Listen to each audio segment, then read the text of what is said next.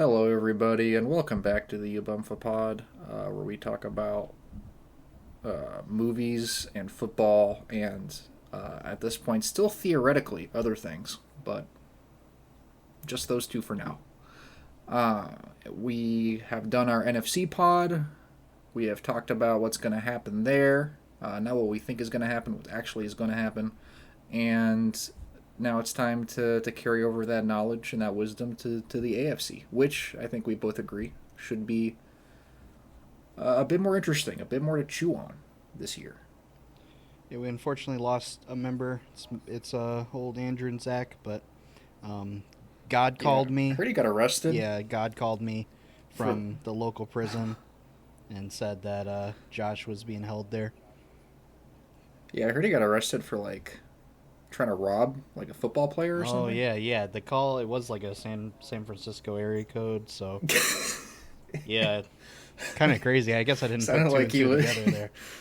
No, I mean I don't. Yeah, who knows? Who knows? I'm sure a lot of different crimes occur in San Francisco all the time. I don't know who's to say. But yeah. It's a good thing we predicted that Ricky Pearsall can afford to not do anything this year. Yeah, it is. We were on the money. We were clutch there because we did record that pretty much it happened. Right before that happened. So we were on it. We felt the vibrations in the air. Yeah. Let's jump right into it, I suppose, because again there should be a decent amount to talk about. Let's get the boring one out of the way. Let's do the AFC West. Perfect. To start. Perfect. We call this the boring one because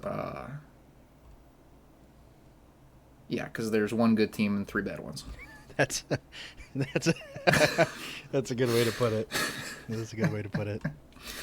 Lord. I think people have started to draw this comparison between this and the Brady era when Brady had the Jets and the Dolphins and the Bills in a sorry state for years and years and years. I don't know really how that or why that seems to happen, but man, it seems like if you got that dynasty team in the dog shit division, that just seems like the way to go. Yep. If you can make it happen. Farm dubs. Yeah, literally. Even though I don't know, I mean the Broncos did beat the Chiefs. They did. I remember that.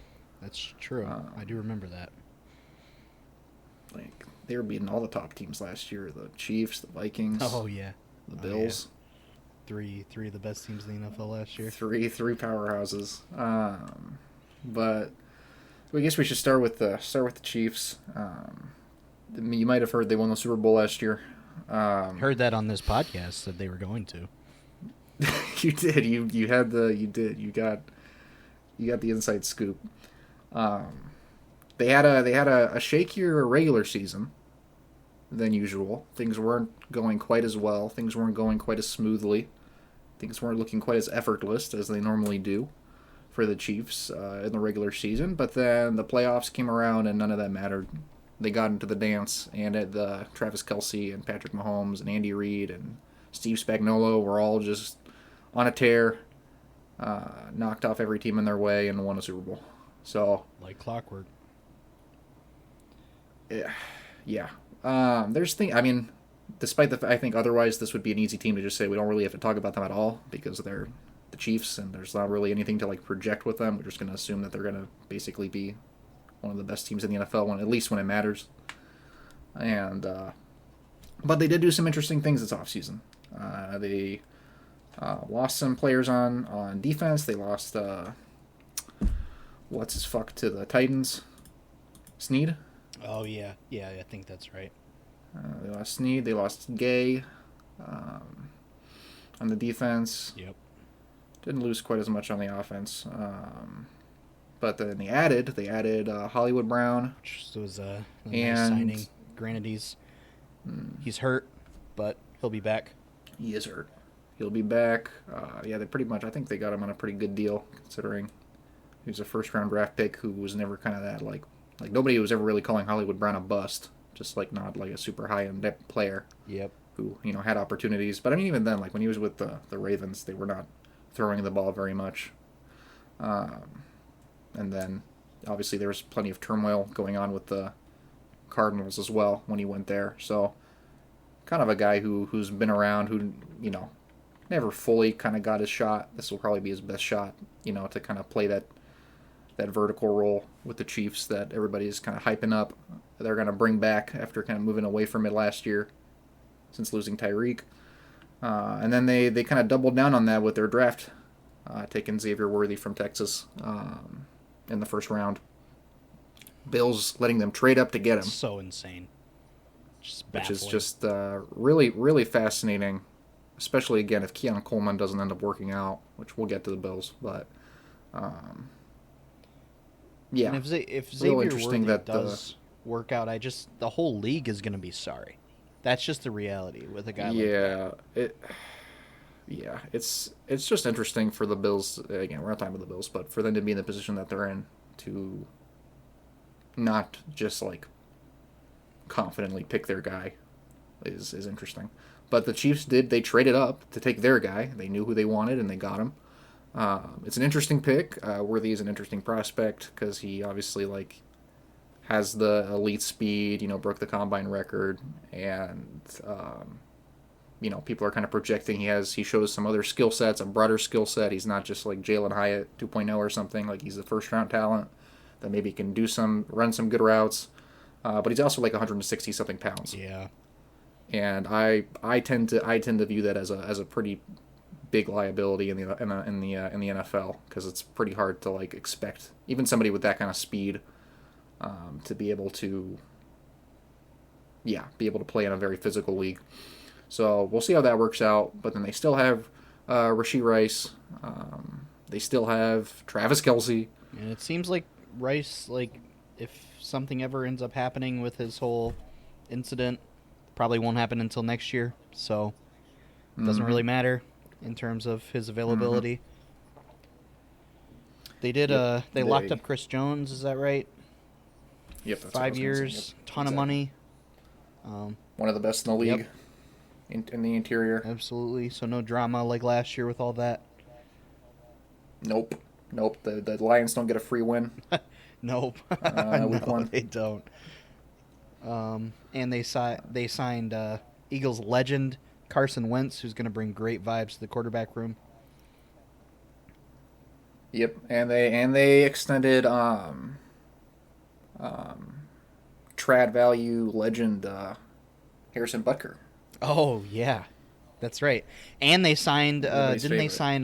What's his name? The punter. Oh yeah. What's his? Matt. Yeah, Matt Araiza. Araiza. Yeah, Matt Araiza. Seemed like he was a sussy guy. Maybe he's not a sussy guy. Maybe he's not a sussy guy. I don't know. Not me. I don't know. I'm not telling you. We don't have that information. No. But no, we don't. And I'm not willing to. He's a pretty good punter for y'all either. So. Pretty good punter. Yes. That's the main takeaway. So, I don't know. Seems like the projection that most people are making is that they'll bring back kind of a more explosive offense. I mean, I think the reality is that the reason they had moved away from that is because the NFL defenses had figured out how to beat that. So I don't really understand. I'm probably just not smart enough to understand the ins and outs of it, but don't know if it's as simple as just saying, well, now they have speedy guys, so now they can have an explosive vertical offense like they did with Tyreek. There's more to it than that. I'm not sure how defenses kind of having already figured that out once is going to play into it, but they also have one of the best. This is the unfair part, is you have all this talent on the offense and defense, but then you also have one of the best, if not the best, offensive play caller in the NFL as your head coach. Yep.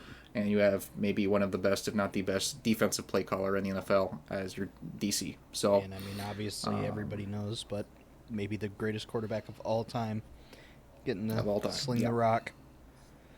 So all that being said, I think they're going to win the division. We'll skip that. Yeah, I think it's a pretty fair assumption. I don't really see that being a problem. And I think they probably... They were 11-6 last year, win. Right? They could win more games Definitely than that this year for sure. They could go back to it. They could go back to a 13-win team potentially this year. Though the AFC is tough, so it's hard to say. But it could happen. But I think even this year they could probably win that division with 9 or 10 wins. So That's facts. That's the other part of this. I mean, obviously, of course, if you're Kansas City, you know you're going to want the 1 seed, but last year proved that didn't really even matter. So. Yes, sir. Yes, sir. This is true. I don't know. We don't have to with that. I think it's a good overview of the Chiefs. And then coming as a shock to many, I'm sure, the second team in this division last year was the Denver Broncos. No, it was the Raiders. Yeah, Raiders. Sorry, it was the Raiders. It was the Raiders. It was the Raiders. I just had a. That's right. I meant to say Raiders. Honestly, I don't know why I said Broncos. The Raiders got the second spot with winning record. Jimmy G to start the year, and Josh McDaniels like head coach, and then the switch over to AOC and Antonio Pierce, baby. Pierce in the second half, and as everybody noted, there is clearly a culture shift that came in with switching from McDaniels to Pierce. Seemed like everybody hated McDaniels. Seemed like he was calling a terrible offense, and Jimmy G was not putting the team on his back, one could say. So, yeah, they squeaked out some tough wins. They had that huge blowout win against the Chargers last year. Obviously, the Chargers did not have Justin Herbert in that game, but it seemed like the way the defense was playing, it didn't matter. And I think that's maybe probably the biggest thing going for this Raiders team this year is that they seem to have a good culture with Pierce. That's why probably the Pierce hire was the right one, at least for now. At least for now. They have momentum with that culture. They're behind the guy. The team can play physical. They can fight for those wins. They're not going to give up, which is, I think, a good thing to have if you're the Raiders right now when you're kind of in the middle of this. It is kind of pretty much a rebuild at this point. It's been a rebuild for a while since they moved on from Carr. And hopefully what they can do is build a team that whenever they do get the next quarterback, maybe this next draft, depending on how the season goes, they can have something ready to go for them because they have made some good moves this offseason. They got Christian Wilkins from the Dolphins in free agency, which is big for the defense. Defense is pretty solid, I would say, this year. Jack Jones, Max Crosby, and whatnot. But then you also get you draft Brock Bowers in the first round. You don't get your quarterback. All the quarterbacks are gone by their pick, except for Rattler. We'll see how that works out. So you get best player available. Yeah, you get best player available. You get Brock Bowers, who is, he is a tight end, but he's more just like an offensive weapon. You can do a lot of different shit with him. So that feels like, good value, all things considered. You still have Devontae Adams for now until he's a Jet halfway through the season. And you have Jacoby Myers, who I think didn't really necessarily surprise me because I was a Jacoby Myers guy and was shocked when the Patriots let him go for Juju. So silly. But then he played very well this last year and showed that he deserves to get paid as a solid number 2 wide receiver for an NFL team. And so the big issue here is quarterback. Yep. They bring in Gardner on a 2-year deal, which is kind of interesting. They have AOC, and it was going to be, one of those 2 guys, and then the preseason starts, and both of them sucked. I would argue, at least because I watched the whole second game, which was against the Cowboys, so of course I watched it. And Gardner Minshew, I was playing with basically all of their starters besides Devontae Adams, and could not move the ball against our second and third team defense. Then AOC comes out, and he looks a little better. And then what? He starts, I don't remember, maybe it's the third quarter, but starts the third quarter, throws a pick six, again to somebody that probably didn't make the roster for Dallas. I might be wrong. I don't remember exactly who it was, but he threw a gnarly pick six. No idea. And it's just neither quarterback showed any reason to be excited about either of them really in the preseason. I felt like at least what I saw with my own eyes, I thought Aiden O'Connell looked a little better. But I get why it's Gardner. It makes sense, but neither of them are good options, and I just don't think it's going to work out very well for them. I think that's the thing. I think that's just what it comes down to is like arguing which is better. It's just kind of futile. Yep.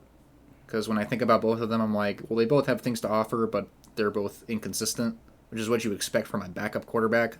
It's like, I think they're both great backup quarterbacks. I think they both have futures. Gardner Minshew is established as a backup quarterback who has recently found himself, due to a quarterback shortage in the NFL at the moment, multiple starting jobs back to back. Well, I guess he wasn't going to start for the Colts, but things happened and he did. And he kept that job through the whole season, and got them to however many wins they got, 9 wins. Somehow. And but then Aiden O'Connell also mostly led a team to a winning record, but they're both inconsistent quarterbacks. They both have things to offer, but they're not somebody you want to have to depend on for an entire season. And feels like a punt year because of that for the Raiders. It seems like on some level similar to the Vikings as far as like, I think there's more to be excited about with Darnold for obvious reasons. Similar issue as far as seeking that consistency, but Darnold just offers more from a tools and talent perspective that Aiden O'Connell and Gardner Minshew obviously don't, having both been later round picks. I think AOC was like a 4th round pick, and then Minshew was like a 6th or 7th or UDFA or whatever he was. They also let their most dynamic player besides Devontae Adams walk, and Josh Jacobs, and I would argue completely failed to find a viable replacement for him, with one of the most uninspiring backfields in the entire league, head by Alexander Madison, who, as Zach knows, had no rushing touchdowns last year, and Zamir White, who I just really don't think is any good. And no. Fool's gold. That's it. They went out and got my dog Michael Gallup, who retired. And it's just, even if the defense is good, which it probably will be pretty solid, even with adding Brock Bowers, it's just, for one, they're in the same division as the Chiefs, so they're not going to win it. Good luck. Like, it's just not going to happen, at least not yet. You have just incredibly uninspiring backfield. You have lame, uninspiring quarterbacks that are probably not going to do a whole lot to really win you games. And because of that, I just imagine that I feel like they might win the same amount of games. They're probably like, they could just go 8-9 again. Maybe win less. I was going to say that's optimistic to me. I feel like this team is due for probably some regression in wins. I don't really understand with those quarterbacks, with that offensive line, with that running back room, what the offensive identity of this team is supposed to be or what it's going to turn out to be. Obviously, again, you have Devontae Adams. You have, top 5 receiver in football at the moment. Used to be one of the undisputed best, like number 1. Maybe still is. I'm trying to give Devontae Adams his respect here. I'm not trying to take any away. But it's like, as we saw last year, you need to have somebody who can actually throw him the ball competently. Yep. And I don't know how that's going to look. I don't know how Brock Bowers is going to play into it. There's just nothing really to get excited about. There's no motor to this offense at quarterback, and it is the most important position. The defense might, at the high end, the defense might be able to kind of pull a New York Jets and keep them in games and win them games they should lose and all these different things. But I also don't think that the Raiders' defense is as nearly as good as the Jets' defense, and so we're not necessarily looking at kind of a surefire, we can kind of bet on the defense is going to keep them in games and maybe they'll be able to win some that they're supposed to lose. So it's a weird spot to be in. It's kind of a shame too, because I feel like they, at least mostly, like, maybe actually drafted somewhat well this year. Like, it's I don't know. At least I liked in the second round they got JPJ, at center. Oh, that's true. I know in the third round they took Glaze, the other offensive lineman, like bolstering up the offensive line. Hopefully you got Brock Bowers, but it's just, again, none of that matters when you have a quarterback that's not going to do a whole lot for you. Yeah, there's a chance if those offensive line draft picks work out, or they bring somebody in next offseason, you're looking at like one of the better, well, and depending on where Devontae Adams is at, like you might be looking at one of the better situations for a rookie quarterback to get dropped into. But that's projecting, and yeah, I have a hard time seeing this team winning a lot of games. And again, it's like Minshew, got a lot of won games for the Colts last year, but they also had Shane Steichen calling plays on offense, and they don't have that kind of talent on the offensive coaching this year. So yeah, just hard to be excited about this team. I think it'll be an interesting watch, but I don't expect the most watchable football, especially on offense. Yep. Remember Chandler Jones? Yeah, I do. I do actually. That was wow. I hope he got help. Man, yeah, that was some crazy stuff. Hope he got some crazy stuff. Remember when well, it's funny because he never got to play with the guy that he picked off, Jacoby Myers. Remember that when Jacoby Myers tried to do the lateral? Yes, I do. Yes, and Jones I do. Picked it off and took it to the house. That's right. They never got to play together. What could have been? Yeah. Anyway, what could have been? Sorry, Raiders fans, bringing up old wounds, but yeah. I mean, I think that's the Raiders for you. Which takes us directly into the Denver Broncos. And Broncos had a very interesting season last year. They started off, I think the biggest thing with the Broncos last year that people kind of talk about, outside of just all the rust shit, is first half of the season, more or less, they had one of the worst defenses in the entire NFL. Dolphins drop a 70-burger on them. Yep. They just look absolutely abysmal. And then the second half of the season, they kind of turn it around, and the defense all of a sudden is playing pretty well, and they have a pretty competent defense that helps them win against teams like the Chiefs. But it was funny because, if you looked at the overall season-long kind of rankings and statistics and metrics for that defense, that first half of the season was so terribly bad that overall for their season, it's still so, it looks so bad because the second half of the season they were much better. It's just funny, and it's interesting, and it begs the question: what are they kind of taking with them into this year? And on offense, they were uninspiring.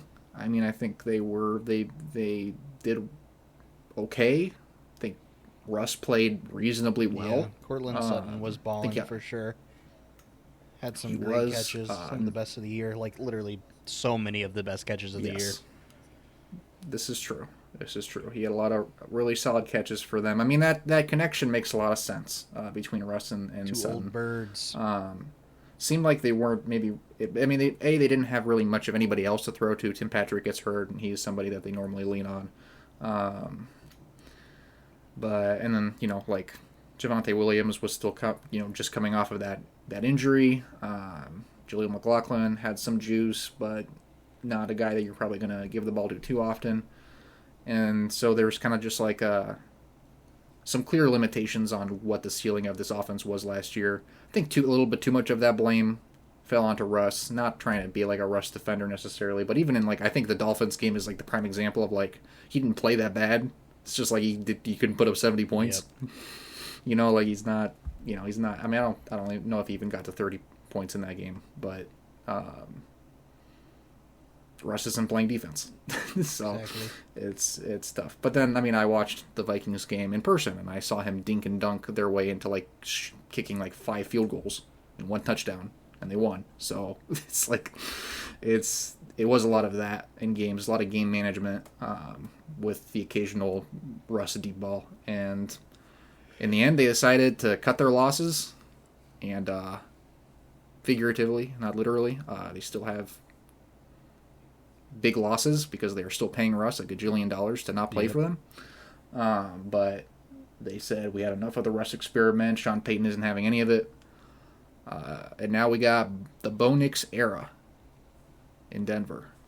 Will he be the guy? Will he be the answer to this Broncos quarterback question that they've been searching to answer since Peyton Manning? We'll see. I don't know. We will see. We'll see. A lot of people were projecting that Bo Nix would end up with Sean Payton at pick 12 for the Broncos. A lot of people thought, oh, Bo Nix has some Drew Brees to his game, people were saying. Which, whatever. Don't know if I necessarily agree, but I see the vision, at least. Bo Nix, an experienced guy, to say the least. Knows how to throw that short and intermediate game very accurately, very consistently, which is certainly a valuable skill. Struggles in other. He has some athleticism, but he struggles in other areas. Can struggle to push the ball downfield. And they haven't really bolstered their receiving room in a meaningful way. No. Marvin Mims was occasionally explosive, but not used very consistently, which usually just means that they're not that good. Yep. It's just the reality. Like it's they kept talking about how they want to get him more and more involved, and then they just didn't. So hard to really understand what else is going on there. They lose Jerry Jeudy, which is like whatever, but it's also like he is a competent receiver. Like you can start him as like a wide receiver, low end wide receiver 2, high end wide receiver 3. But like I understand why they got rid of him, but they didn't really replace him with anything outside of Josh Reynolds from the Lions.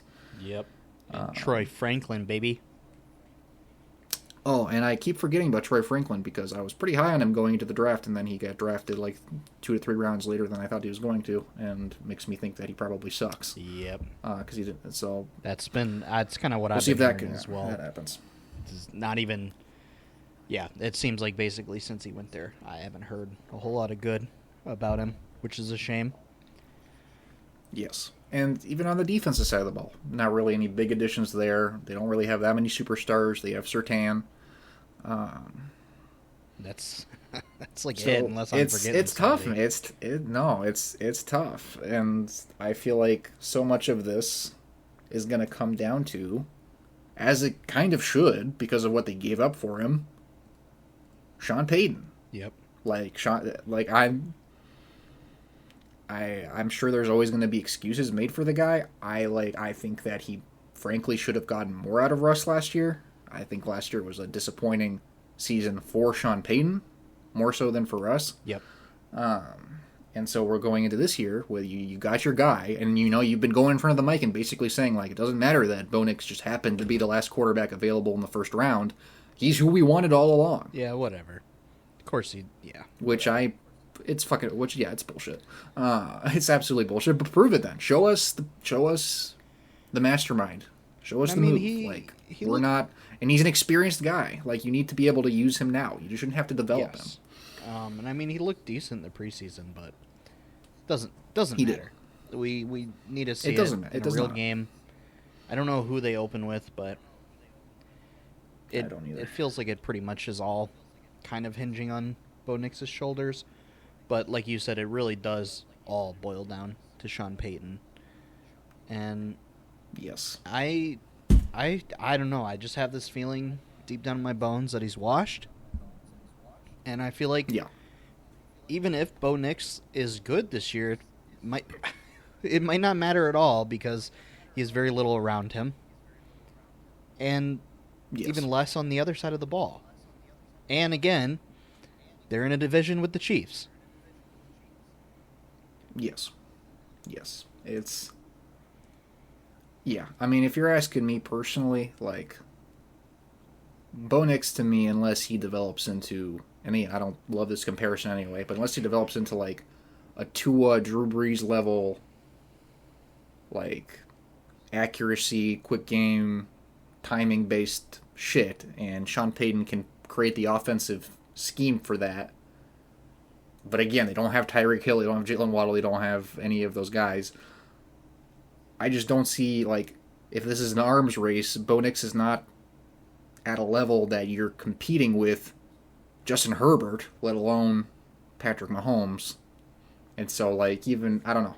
I think what I'm trying to say is I don't know if Bo Nix's ceiling as a prospect is even, like, that exciting to project forward without a better infrastructure around him that could maybe say, well, even if Bo Nix hits his ceiling, there's enough pieces around him that they can squeeze every drop of juice out of him and create something that's competitive and hard to stop. But it's not there on paper right now. Nope. So we'll see. Yeah, I mean, so I don't, I think the Broncos to me are maybe a team that could try and get closer to what they had last year as far as wins, but that's also being optimistic, I feel like. And I feel like this team is also probably headed for regression because of just the sheer lack of talent that they're dealing with. And it's hard to project. Again, Bo Nix is a guy who has the experience that in theory he should be able to hopefully have a better shot at. Just plug him in and he's able to pick up on the NFL offense and play, but there's no guarantee of that, and he could struggle to start the season, and you're losing games that you should have won, and throwing costly game-ending interceptions. These are things that happen with rookie quarterbacks, so we'll see what happens. Yep. Moving on to the last team in this division. If you told somebody before the season started that the Los Angeles Chargers would be bottom of the division, they'd probably tell you you're smoking something. Yeah, 5-12. Awful. The Chargers, Herbert does get hurt towards the end of the year. Easton's stick is absolutely dog stick, and it was tough to watch. Again, you had that terrible blowout game with the Raiders. Getting absolutely annihilated by your division rival is tough. And you watch Austin Eckler regress in real time. Eckler struggled. The run game was so bad. Yes. I mean, a lot of things fell apart, and I talked about this a little in the last one, but I'd argue that Kellen Moore's play calling was pretty bad as well most of the year. Yeah. Didn't make a lot of sense. But they canned him. They canned a lot of those guys, and they brought in University of Michigan legend Jim Harbaugh, yes, sir. Who won us yes, sir. Who's got a big old natty last year. A couple Michigan fans here. Amen. I feel like that's probably documented already, but if it's not, it's on record. Yep. And no asterisks. Absolutely not.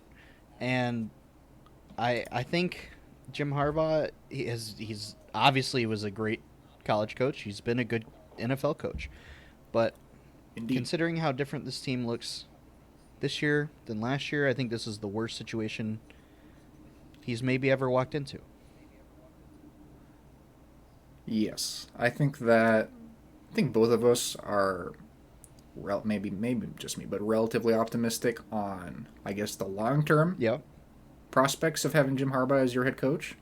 I think this year, though, which is what we're focusing on, there's very little to be optimistic about. And I think the degree to which I've seen certain people, so-called experts, talking heads, try and kind of brush away the intense deficiencies on this roster and say, well, Jim Harbaugh win. It's like it's a little frustrating because you kind of broadly said they canned all those guys. They got rid of Keenan Allen. They got rid of Mike Williams. They got rid of Austin Eckler. They're three all gone. Biggest playmakers over Gerald Everett, gone. However many years. For a long time. They're all gone. They are all gone. And that just doesn't leave you with a whole lot. I mean, they tried to replace Austin Eckler with Gus Edwards, which I think that was a good signing, for sure. I like Gus. I'm a Gus fan. Gus is good. They also bring in J.K. Dobbins, who Dobbins off of his gajillionth season-ending injury. I will unfortunately never believe in him until I see it because of those things. They bring in DJ Chark and they draft Ladd McConkey. So there's wide receiver 1 and 2. They bring in a couple old birds at tight end, Will Dissly, Hayden Hurst. And I mean, I'd argue I think they... You going to skip over wide receiver 3? Oh, God, no. There's no wide receiver 3 on the team. No. No? I'm pretty sure they drafted somebody in the first round last year. Oh, really? Yeah, I think so. I think he was like the third receiver off the board or something, second or third. I don't know what you're talking about. Pretty sure.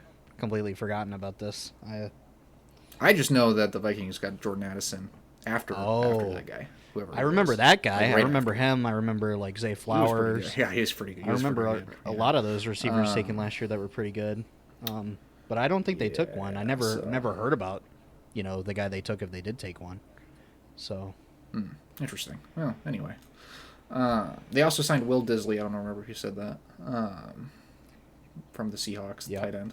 Yep. Which, again, I don't know. If you're replacing Gerald Everett, who's like, a good offensive weapon, and with Will Disley, I'm not sure about all that. They took Joe Alt in the first, which is, he's going to be great. There's pretty much like no doubt. Good pick. I just still am kind of sitting here like, and we kind of said this about, this is a very different scenario, but we kind of said this about Atlanta, where I look at this board and it's like, they could have taken Neighbors. Could have taken Odunze. Yes. They do need help up front. Don't get me wrong, and they got the best one in the draft. But they do, yeah. I just don't know if you should have passed up on either of those guys. You could have taken Rome at 5, and that's going to help your quarterback out so much. It's going to be, they could have doubled up and still taken Lad McConkey. If they did that, I would have been man, I don't know. I would have been excited if I was a Chargers fan. That would have been cool, but. I get the Joe Alt pick. It's not sexy, whatever. But yeah, I like the pick. I like the Joe Alt pick. I think it does make sense. I'm with you. I do think I'm with you as far as this receiver room is incredibly uninspiring. I like McConkey coming out of the draft, but he was a second round. I like him as well. Guy that you get as a solid, a very probably can develop or be pretty quickly a very strong, solid number 2 in your offense. Reliable guy. But not somebody with the juice to elevate an offense, and so and in a receiving room that is otherwise so dismal, you would like to have that Malik Neighbors immediate juice into your offense. But I do think the Joe Alt pick makes sense for what the stage that they're at, which is a rebuild. Yep. Which is tough when you are now 1 year already into a big money deal with your quarterback, so the time is kind of ticking until you're gonna have to extend them again.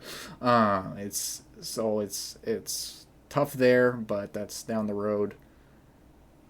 And on defense they've got fucking Khalil Mack, I guess, still. Not a whole lot there either going on. No.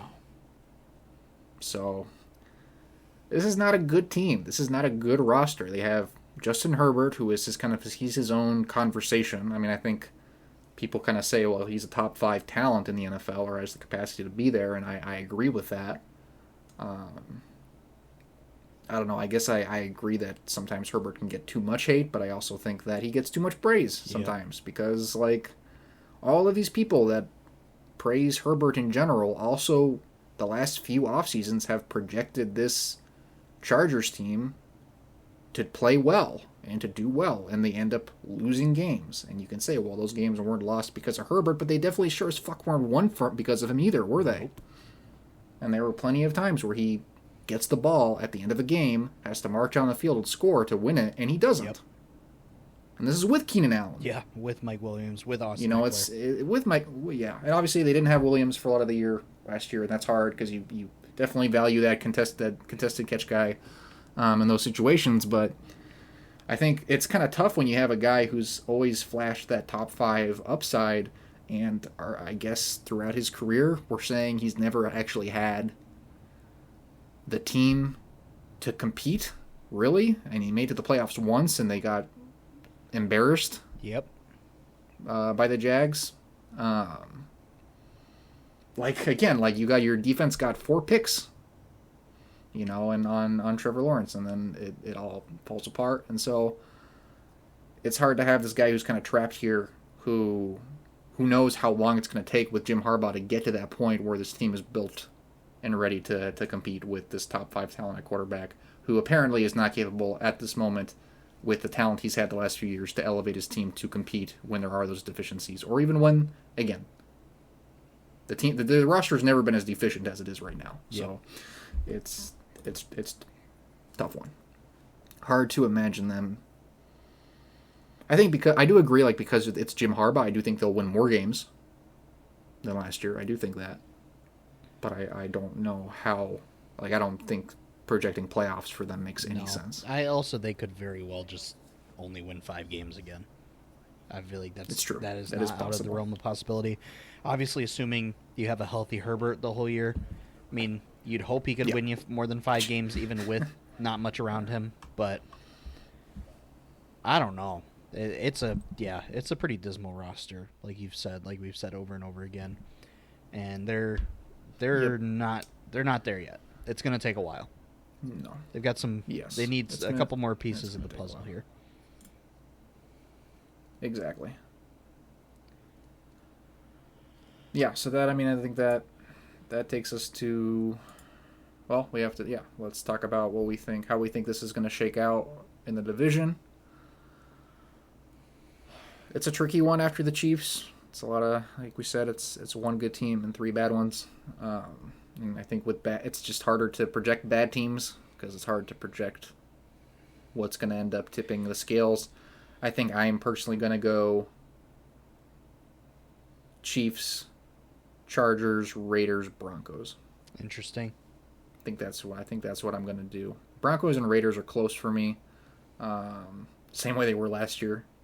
I think I'm taking the Raiders just because when I think of the Raiders, I think of a defense that's competent, a defense that can keep them in games, and a culture that will fight to win games. Whereas with the Broncos, I think of a deficient roster with an unproven quarterback, and a lack of culture. It seems like that culture is not good. And yeah, with the Chargers, I just think you have the second best quarterback in the division, second best coach, I would say, at this moment in the division. And we'll just see what that turns into, I guess. I don't know. Yeah. It's one of the few times, I feel like in the last podcast, I think we might have literally agreed every time. At least most of them. Most of them. Yeah. But maybe not the NFC North. I think that might have been the only one. But yeah, I have it going Chiefs, Raiders, Chargers, Broncos. But it could really go any sort of way. I just think the thing with the Raiders is at least they have 2 quarterbacks who have. I mean, they're not Justin Herbert, but Minshew is a vet. AOC has a year under his belt. Yes, they have the second best roster in the division. I think that's going to be enough for them to that's fair. Win 1 more game than whoever comes in third, and 2 more games than whoever comes in fourth. It's going to be something like that. Or these teams, I also think, are just going to beat up on each other. I feel like they're all going to split. They're going to go 1-1, and that kind of a deal. And they're all going to have probably a pretty similar record. It's kind of how I see it shaking out. Besides, obviously, Kansas City. I think I agree with that.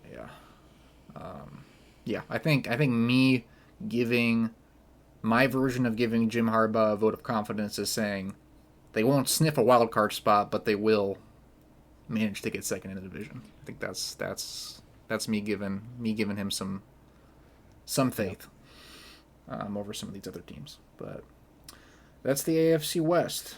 That's the boring one. But we had some bad teams to pick apart and do the autopsy. Let's move over to the AFC East. Oh boy.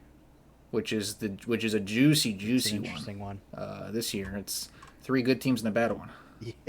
A little flippy really bad one. Holy moly. Yeah, and we'll get to that, but last year division played out pretty interestingly. Looked like it was the Dolphins. Well, it was the Dolphins' division to lose, and then they lost. They sure did. Man, they lost it. And then they lost it. Holy they really moly. did. They just second half of the season really shot the bed. Lost in a head-to-head game against the Bills late in the season that pretty much more or less determined how it was going to work out. Sealed their fate. Offense was obviously, again, they were on the other side of that Broncos game, putting up 70 points, looking unstoppable. and then they were stoppable, especially against better, more competent teams. I mean, Tua, it's one of those things where, obviously when you get to the playoffs, you play the Chiefs. That, I guess, to be fair, going into that Chiefs game, the Chiefs, it was the first, it was the wild card round. Most people thought the Chiefs were very beatable because of the way that the regular season played out. And it turns out the Chiefs were not beatable. They were the Chiefs in the playoffs. And so, yes, it was the cold, it was all these things, but it was also the fact that the Chiefs were a better version of the Chiefs than most people thought they were going into that game. And so when the Dolphins lost, it was more shocking than I think it would have been otherwise if we kind of knew that the Chiefs were going to bring their A game. But also the Dolphins didn't bring their A game. That's the reality. And that seems to be the problem, is that whether it's McDaniel, Tua, defensive scheming, all these different things, the defense itself not playing up to snuff in big games, they tend to fall apart a bit. I'm talking about the Dolphins a lot. We should be starting with the Bills because they did win the division. But we're talking about kind of what happened that allowed the Bills to win the division, which was that the Bills kind of leaned forward in their chair and the Dolphins collapsed. And the Bills ended up sneaking in, taking that division from the Dolphins and trying to go on a playoff run of their own. Of course, once again, they fall short in the playoffs because they are cursed to have to face Patrick Mahomes on a regular basis, which is tough. It's a tough one. I don't envy the situation. Glad he's not in my conference. Amen. Obviously, the big story with the Bills in the offseason was just losing a lot of people. Yep. Obviously, Diggs was the most publicized one, which I think that one is pretty interesting. But also, they lose a lot of guys on defense, a lot of veterans. On the defensive side of the ball, Milano gets hurt, out for the season again, which is brutal. And so you're looking to make it work on both sides of the ball. I think McDermott has mostly shown that he's able to do more with less on the defense, but on the offense, we haven't seen Josh Allen without that number one guy play well. It's not me doubting Josh Allen. It's more me just doubting the offense as a whole, potentially. When you don't have that number one guy in Diggs, you have Khalil Shakir, you have Keon Coleman, who they traded back to get. Curtis Samuel. And you have Curtis Samuel. And, of Chase course, Claypool, Mac Hollins? Come on. MVS. MVS. Oh, legend. You're not excited about those guys? MVS finds his way onto Super Bowl teams, so we'll see how it goes. But then I think, obviously, the saving grace of this offense, as far as pass catchers, was their first-round pick the year before, which was Dalton Kincaid, the tight end, who looked good, wasn't utilized a ton his rookie year, but looked very good when he was utilized, and I expect a leap forward from him in this offense this year. Simply the best which is exciting. Offensive pass catcher on the team. It's by far. Oh, yeah. As of now, that's easily true. We'll see what Keon Coleman turns into. Obviously, he was exciting, but also had some question marks on his tape. Very uninspiring preseason. Yep. A couple plays he made. I was scratching my head at the efforts that I saw from him. But it's a preseason. I've said this a million times. Who knows? It is the preseason, so there's definitely some things to be worried about there. They do still have Dawson Knox, which I do feel like is kind of underspoken because he's been a solid part of that offense throughout this entire time. I'm pretty high on Shakir as well. I mean, who knows what that'll actually amount to. I really do like him. I think he could end up just being the clear-cut number one guy that's not Kincaid. I also might be totally wrong. They did pay Curtis Samuel, not a ton, but 3-year, $30 million contract. Maybe it's him, but I feel like it might be neither. That's also very true. So who knows?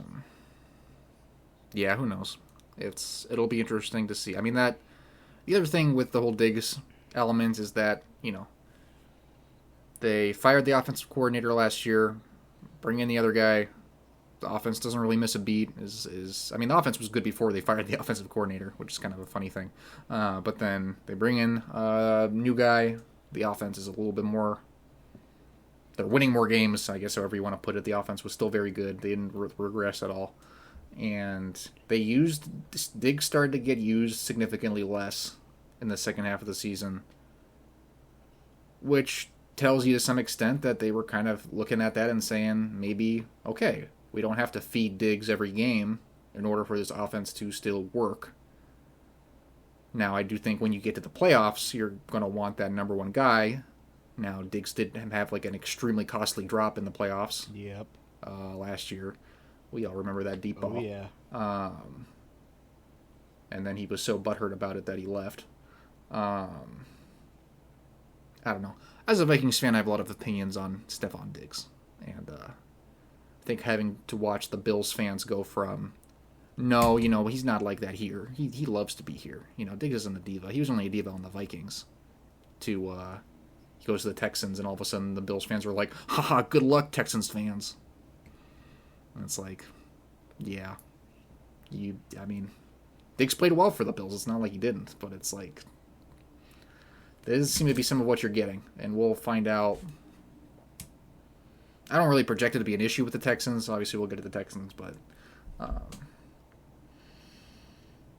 it'll be interesting to see how this offense looks without Diggs in the room, without Diggs on the field, for sure.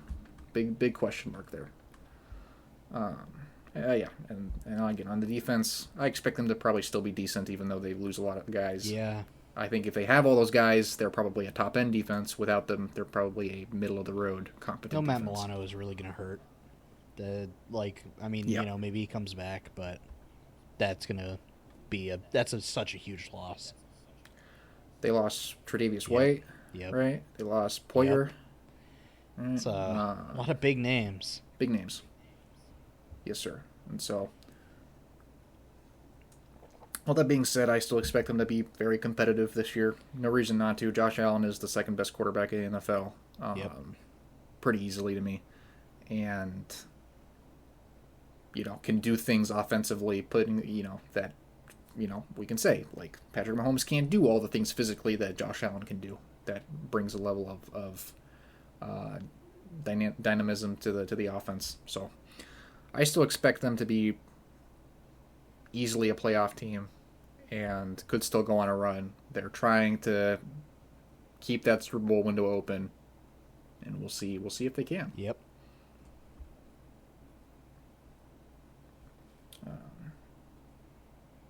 And we said it earlier, the whole trade back for Keon Coleman, letting the Chiefs take Xavier Worthy, that'll be interesting as well.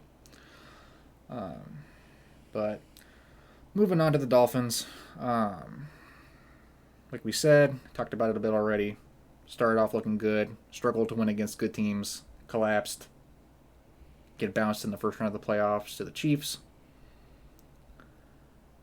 Yeah, God. And as always, you're in these situations where, the expectations are high once again, and we definitely had some light finger pointing this offseason as far as like, okay, is it Tua's fault? Do we want to pay him $50 million?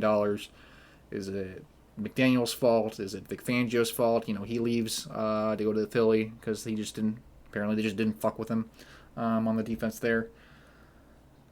So there's a question of what exactly does this team need to push them over the top so that they are competitive against better teams, better competition, which is, of course, extremely important in the playoffs, which is their goal.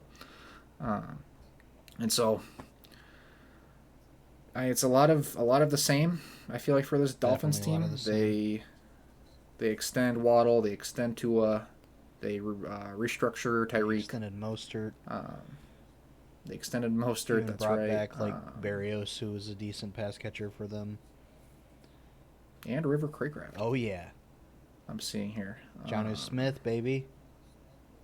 Got Jonnu Smith.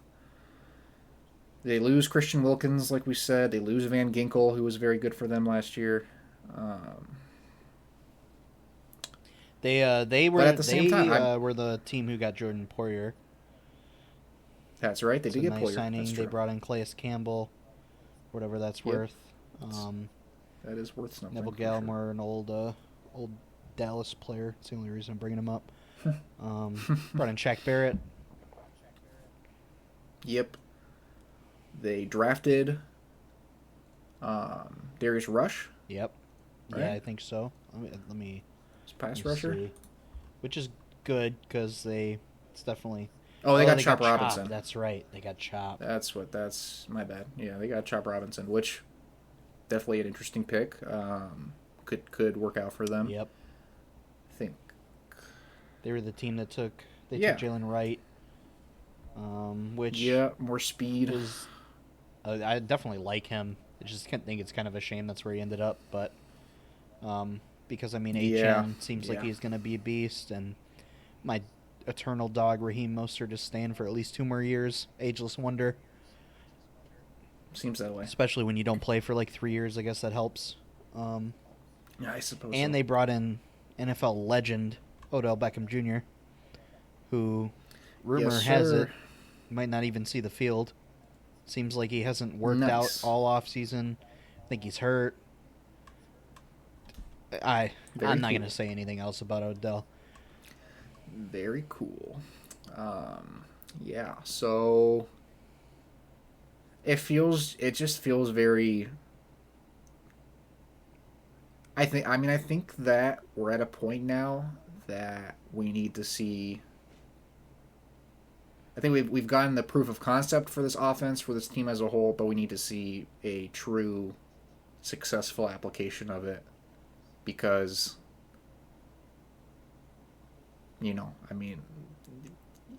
nobody gives a fuck at this point if you beat bad teams, if you show that your offense with Tyreek Hill can cook, some mid-ass NFL team, but then when you hit good teams in the regular season and in the playoffs, you can't push it over. And personally, I'm placing that more at this point on, I guess, on McDaniel than I am on Tua, just because I think Tua usually does his job. I think there's obviously plenty of conversation to be had about Tua's limitations as a quarterback. I think the fact that Tua is a younger quarterback who, in theory, has some athleticism, he's got thick-ass legs, but both before and after the concussions was pretty unwilling to be used outside the pocket. Yep.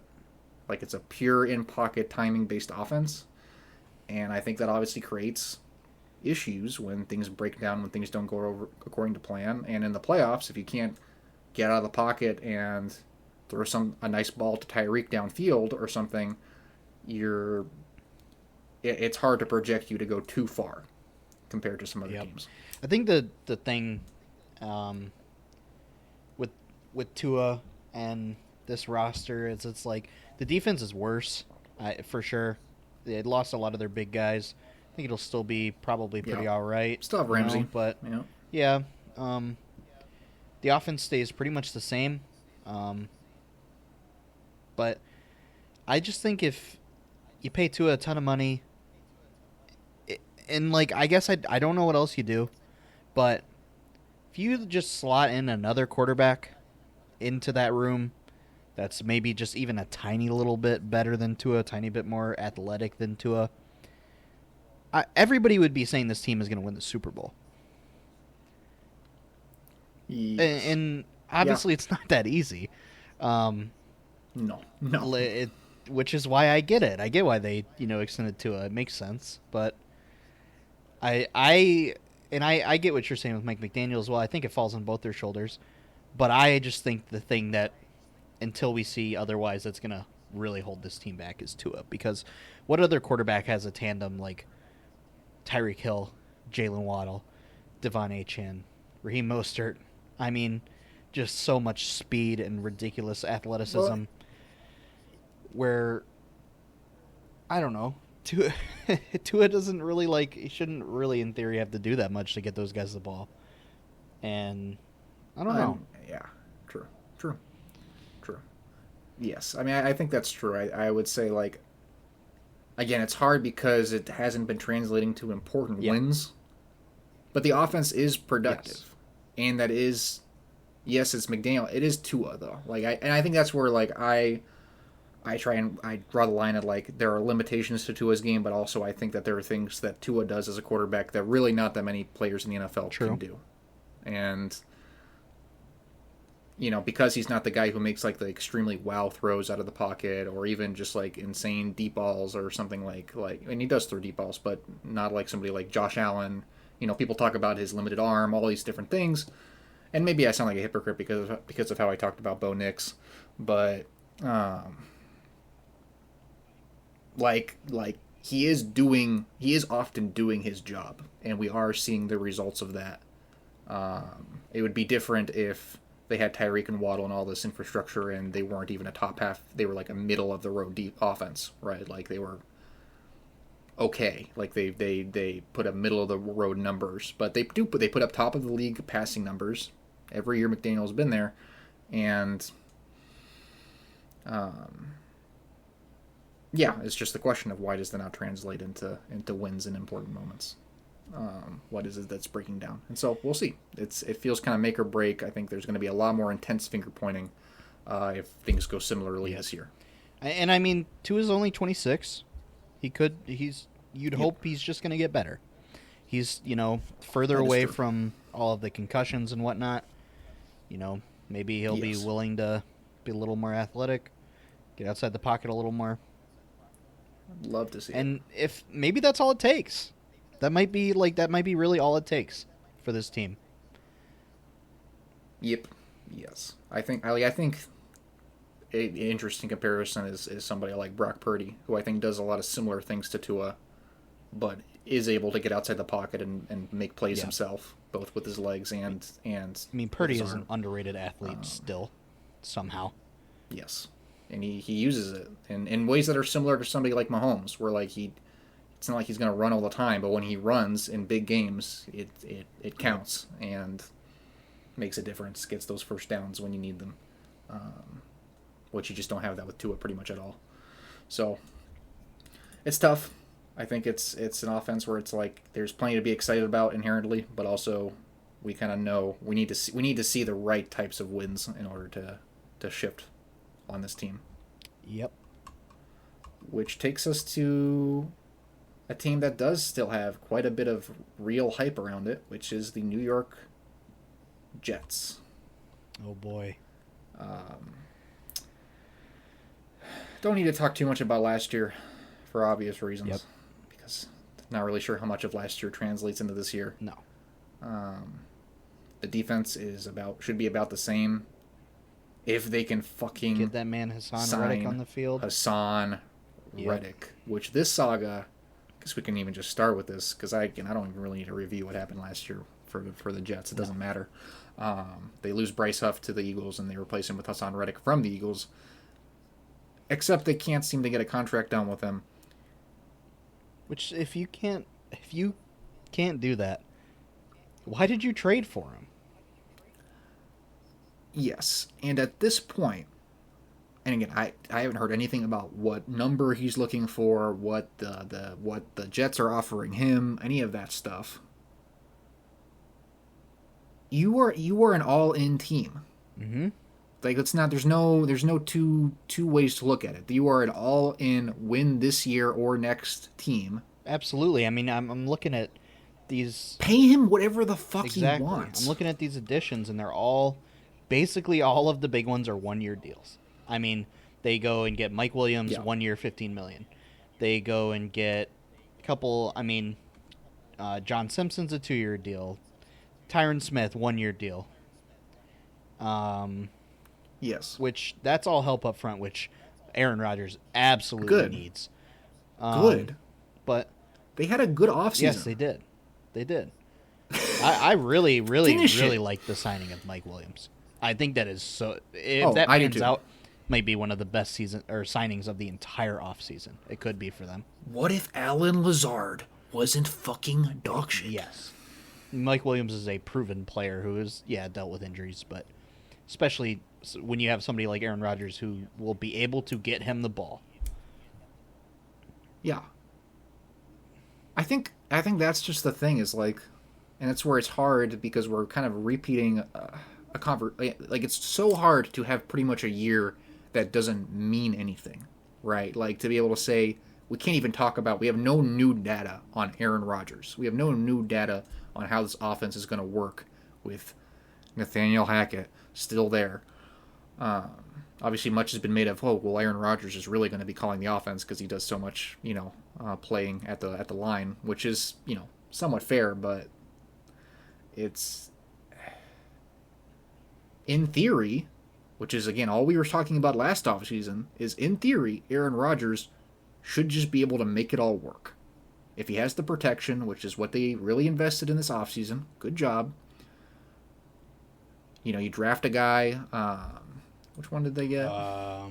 Fashanu. They got Fashanu, right. Who I think, if I'm remembering correctly, was he the guy? Yeah, he's the Penn State guy. And he, I think, was a really good pass protector, but a not so good run blocker. I think that sounds right. Which is fine. Because really what you need for this offense to go is Aaron Rodgers to remain upright. Yep. Because Garrett Wilson somehow had 1,000 yards last year. And the year before that. Absolute miracle, because he is such a stud. He is a superstar. All he needs is a quarterback who will play, who has the capacity, theoretically at this point in his career, to still play at an MVP level. I know people are making a lot of projections out of his last year in Green Bay, which was disappointing, but I still think he's pretty fucking good. And so you have that. You have Mike Williams. You have Breece Hall, who is a superstar running back. Top 3 running back in the NFL right now. And, I mean, I feel like outside of taking Fashanu, they took Malachi Corley, who is a bit of a question mark, but I feel like the upside on Malachi Corley is huge. Very fun type of player. And they took one of the backs I really liked in the draft, Braylon Allen, who obviously, sure, he's going to be behind Breece, but he's an absolute bruiser. And 20 years old. And you get, if all of that works out, the protection works out, Aaron Rodgers comes back and he looks like he hasn't missed a beat, this team should be so good. So good. It's ridiculous how good this team could be. Just give Hassan Reddick what he wants. I just don't care. And I know some people want to make a big deal out of there's just, you can't bend over for these players and players should just take whatever, but it's like, it's just not how it works. I don't know, man. You are, and maybe Hassan Reddick is being completely unreasonable with what he's asking for, and but you should. This all should have been sorted before you traded for him. I just don't know what to tell you. They didn't have a discussion with him? No matter how you slice it, I don't see how this isn't mostly the Jets' fault. And they've missed all of training camp. They're going into pretty much seems like into the regular season. Even if they do manage to sign him, you're missing out on some valuable practice with Saleh, and I definitely feel slightly less good for sure about this defense if you lose Bryce Huff and you don't replace him with Hassan Reddick. If Hassan Reddick is not playing, there is not quite as much confidence that this defense is just going to be a lights out showstopper. But if they do, well, we're looking at an absolute powerhouse on defense. Yep. We saw them keep them in games time and time again last year. We'll see if their spirits can be restored, honestly. After that year, because I can't imagine having to play for that Jets defense when Zach Wilson was just pissing away game after game. That was a whole disaster. And I think Saleh knows that. And Aaron Rodgers, it sounds like even he knows that if things don't work out for whatever reason, they're all gone. Yep. Saleh's gone, which I liked the Saleh hire when it happened. He was the 49ers DC, one of the first kind of those 49ers DCs that were just getting picked off and the head coaches as well. But also the way that he's handled pretty much everything PR-wise for that team has been terrible. So bad. all season last year and all off season this year, all the stuff with Aaron Rodgers and OTAs and all that shit. Just really makes you wonder, even the way he was talking about the O-line and Hard Knocks last year, he was right, clearly, but it's interesting, and makes you wonder what the relationship's like and the culture is like on that team right now. So there's some kind of more less well-defined potential issues outside of Hassan Reddick that could lead to this team falling apart, but on paper, this is a very competitive football team. Indeed. 1 second.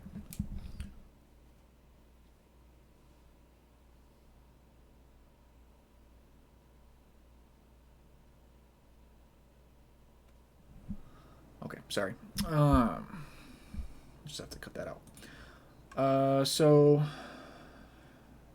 Yeah, anything else on the Jets?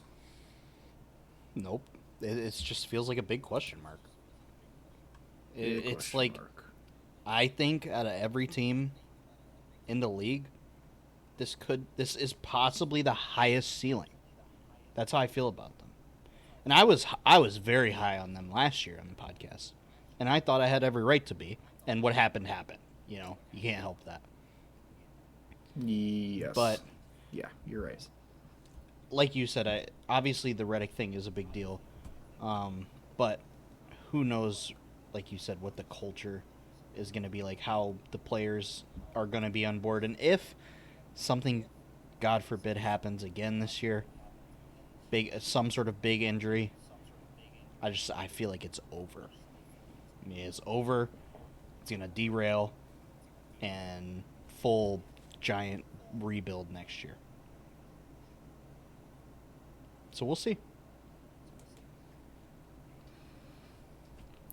Yes, we will. We will see.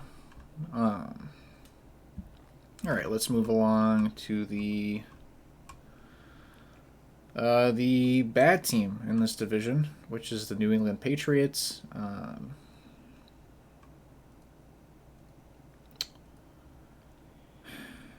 feel like it's probably not terribly worth getting too into this team, just because they're going to be pretty irrelevant this year. They're terrible last year. Mac Jones, Zappi, So bad. whoever.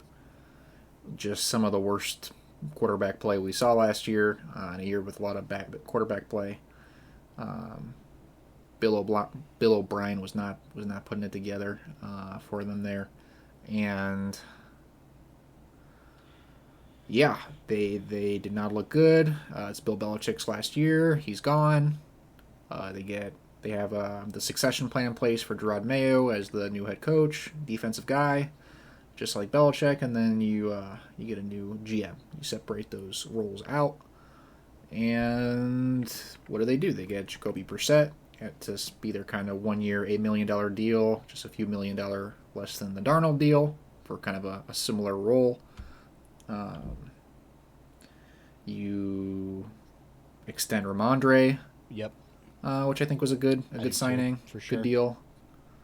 You bring back Kendrick Bourne for obvious reasons. You sign KJ Osborne, which I think is a perfectly fine signing. You re-sign Hunter Henry, which I think is a perfectly reasonable signing. But that all being said,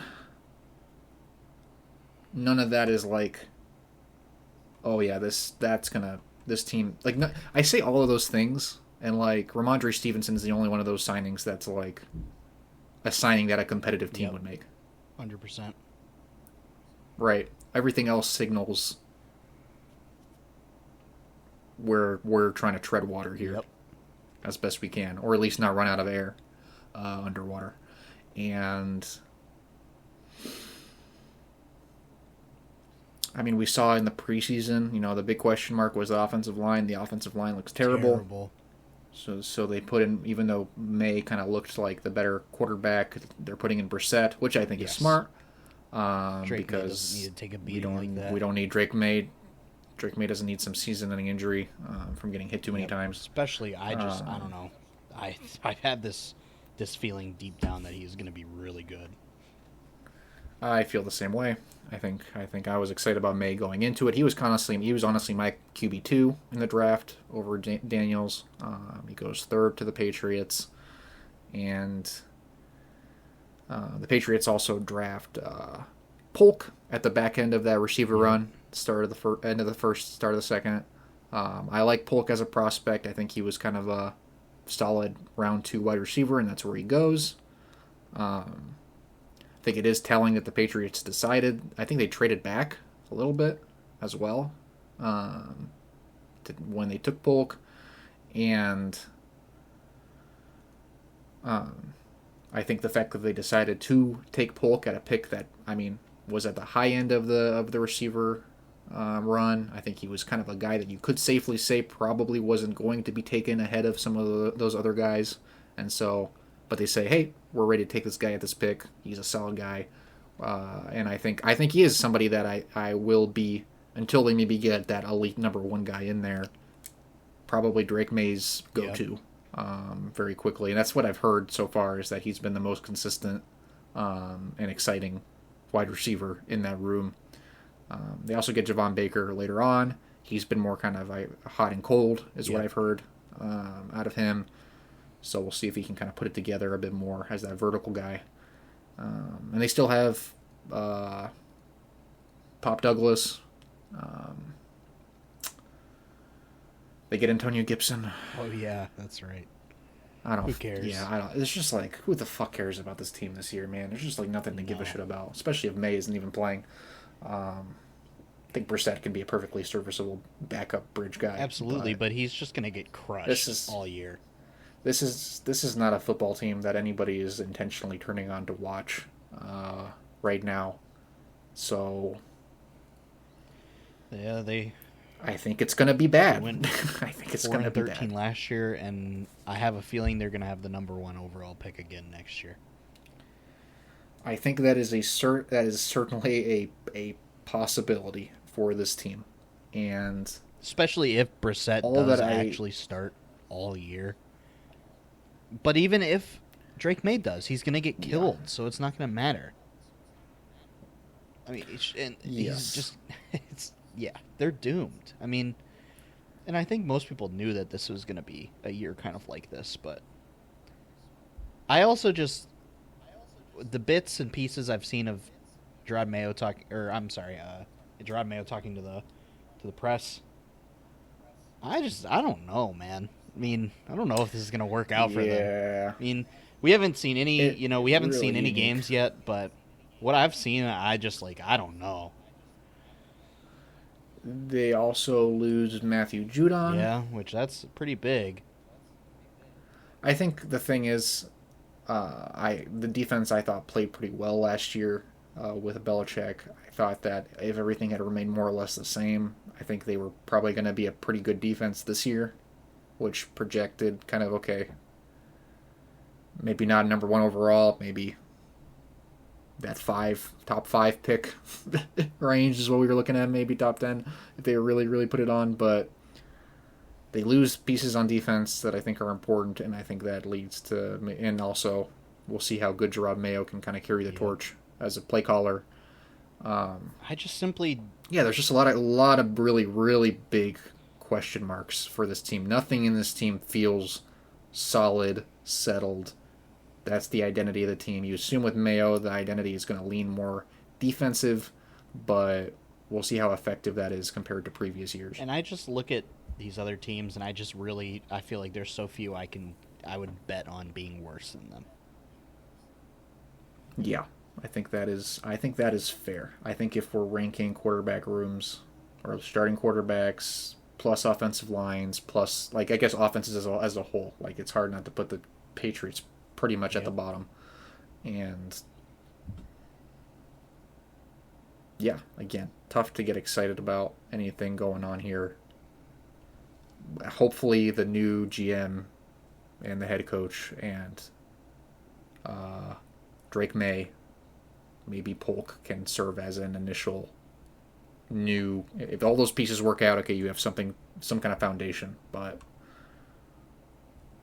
Yeah, Without all those pieces working, it's looking dire. It's looking dire both now and in the future. Yep. Might be in purgatory for a while here. Yes. You had your fun, Patriots fans. You did. You did. The bill has come due. You're right. So, you're right. And I don't feel bad about it at all. No, nothing to feel too bad about. So let's talk about how we think this is gonna go. This one's hard. This is the hardest one, I think. Maybe the hard. Well, yeah, one of the hardest ones. I also wanted to say this is the only other team or the only other division besides the NFC South, like we talked about, that I think has 3 defensive head coaches. True. Yep, that's true. That's true. I think I'm gonna go. Yeah, I'm just gonna go Bills, Jets, Dolphins, Patriots. Yeah, I think I agree. There's a sick part of me that again thinks that the Jets could win the division. It just really depends on I thought how of that. things are going to pan out. I'm just not sure if I'm convinced enough that that's how it'll go, though. Yes. I think that the Bills have demonstrated a baseline level of competence as an organization, and Josh Allen has demonstrated that he is an elite enough quarterback, and that McDermott can do enough on the defensive side to keep that team moving through some difficult matchups. I think the first half of the season last year for the Bills had some problems, some adversity as far as not getting wins, and they were able to turn it around. And I'm not sure if, like we said, if one domino falls for the Jets, do all the dominoes fall? So, but I do think the Jets have the capacity, the ability to certainly win that division. So theoretically do the Dolphins. Yep. Yeah, it's really interesting this year. Just not the fucking Patriots. They have no hopes or dreams anytime soon. Yeah, so that's the AFC East. All right, so let's move on to the AFC South. Yippee! The division filled to the brim with promising young quarterbacks. Yep. The elder statesman of the division is Will Levis, second-year quarterback. Really? I think he's older than Trevor. Wow. I think that's right. Maybe I'm full of shit. I'm gonna look it up. I'm curious. I feel like I remember hearing that though. Will Levis is 25, June 27th, Yes. 1999. Trevor Lawrence is 24. Yep. Yes, sir. Wow. Yeah. That's wild. Well, yeah. And Will Levis turned 25 in June, so he's not like an old 25-year-old, but No. Trevor Lawrence's birthday is in October, so he'll turn 25 next month, but still, damn. Yeah, I mean, wow. Trevor's got 3 years under his belt now, and yeah. Levis is going into his second year, Stroud is going into his second year, and A-Rich is going into his second year. Damn. Start with the powerhouse Texans, the biggest surprise of last year. I think it's safe to say. Very few, if any of us, had projected that the Texans would be competitive at all, let alone win the division, let alone win a playoff game. Yep. Obviously, a lot of that comes down to the fact that C.J. Stroud had the best rookie season of a quarterback ever. Yep. On both a statistical and just frankly, like a film level. Like, you just watch him, and it's just kind of, he looks like as good a veteran as you see these days. Like, somebody who can make all the throws, inside, outside of structure, aggressive, smart, again, accurate. Everything you want to see right there, year one. And so the Texans looked at that and said, all in. I mean, they didn't literally say that because imagine being from Texas and saying all in and then whatever. Mm. But I would do something like that. no, I mean, if you did, you would definitely sign a bunch of people like a running back like Joe Mixon. You'd probably do something like that. Get him for a 7th-round get pick. a top wide receiver like Stephon Diggs and for a 6th-round pick and a 5th. Oh man. Cool. Yeah. Yeah, I don't know, but God, imagine having a team with Dalton Schultz on it. Just all the possibilities. Man. But I mean, seriously though, I mean, they said we're going for it. The window is open. We have a potentially elite quarterback on a rookie deal. They extend Nico Collins. Yep. Who was very good last year. Tank Dell, rookie, very good. Obviously gets hurt, gets shot, all those things. And then you have Stephon Diggs, who didn't do much the back half of the year, but did plenty the front half. And even if for whatever reason he ends up being like the wide receiver 3 on this team, I think he has a baseline level of talent and skill that's very, very good. They also brought in another Cowboys legend, Noah Brown. Yes. Who's definitely gonna, he's gonna be the wide receiver 3, not Stephon Diggs. Yeah. And they brought in the White Cooper Cup, Vince Guarana. They did, amen. They did indeed. They did, and they did. Didn't they re-sign Schultz? They did re-sign Schultz. He's going to be there for the next 3 years, all things remaining equal. That's on the offensive side, and on the defense, the big one is they bring in Danielle Hunter, who the Vikings did not re-sign because it was going to be expensive. We had paid him 2 years, $49 million. So it's big money, and a lot of money. I didn't get into the weeds of this with the Vikings, but I think it's a win-win for both teams on some level. The Texans lost Cashman and Grenard, who were both very good for them last year, but you replaced that with a single elite edge rusher and Danielle Hunter, who had plenty of sacks last year and is just a very dynamic player. You bring in, Jeff Okudah, who maybe you can squeeze something out of him. Yeah, they signed a bunch of corners. C.J. Henderson. Yes, lots of corners I'm seeing here. Yeah, so there's, they are loading up. They already had a good roster. Obviously Will Anderson hit. People forget maybe that, I don't know if people forget this, but the Texans did kind of do that whole shit where they drafted C.J. Stroud with 2, and then they traded back up to take Will Anderson, which is, just it's a gamble. You don't really recommend doing that too often, but Will Anderson was an elite prospect, and he looks like he might be an elite player. And so you have Danielle Hunter, Will Anderson, lots to be excited about. And obviously DeMeco Ryans is a defensive guy, another one of those 49ers defensive coordinators.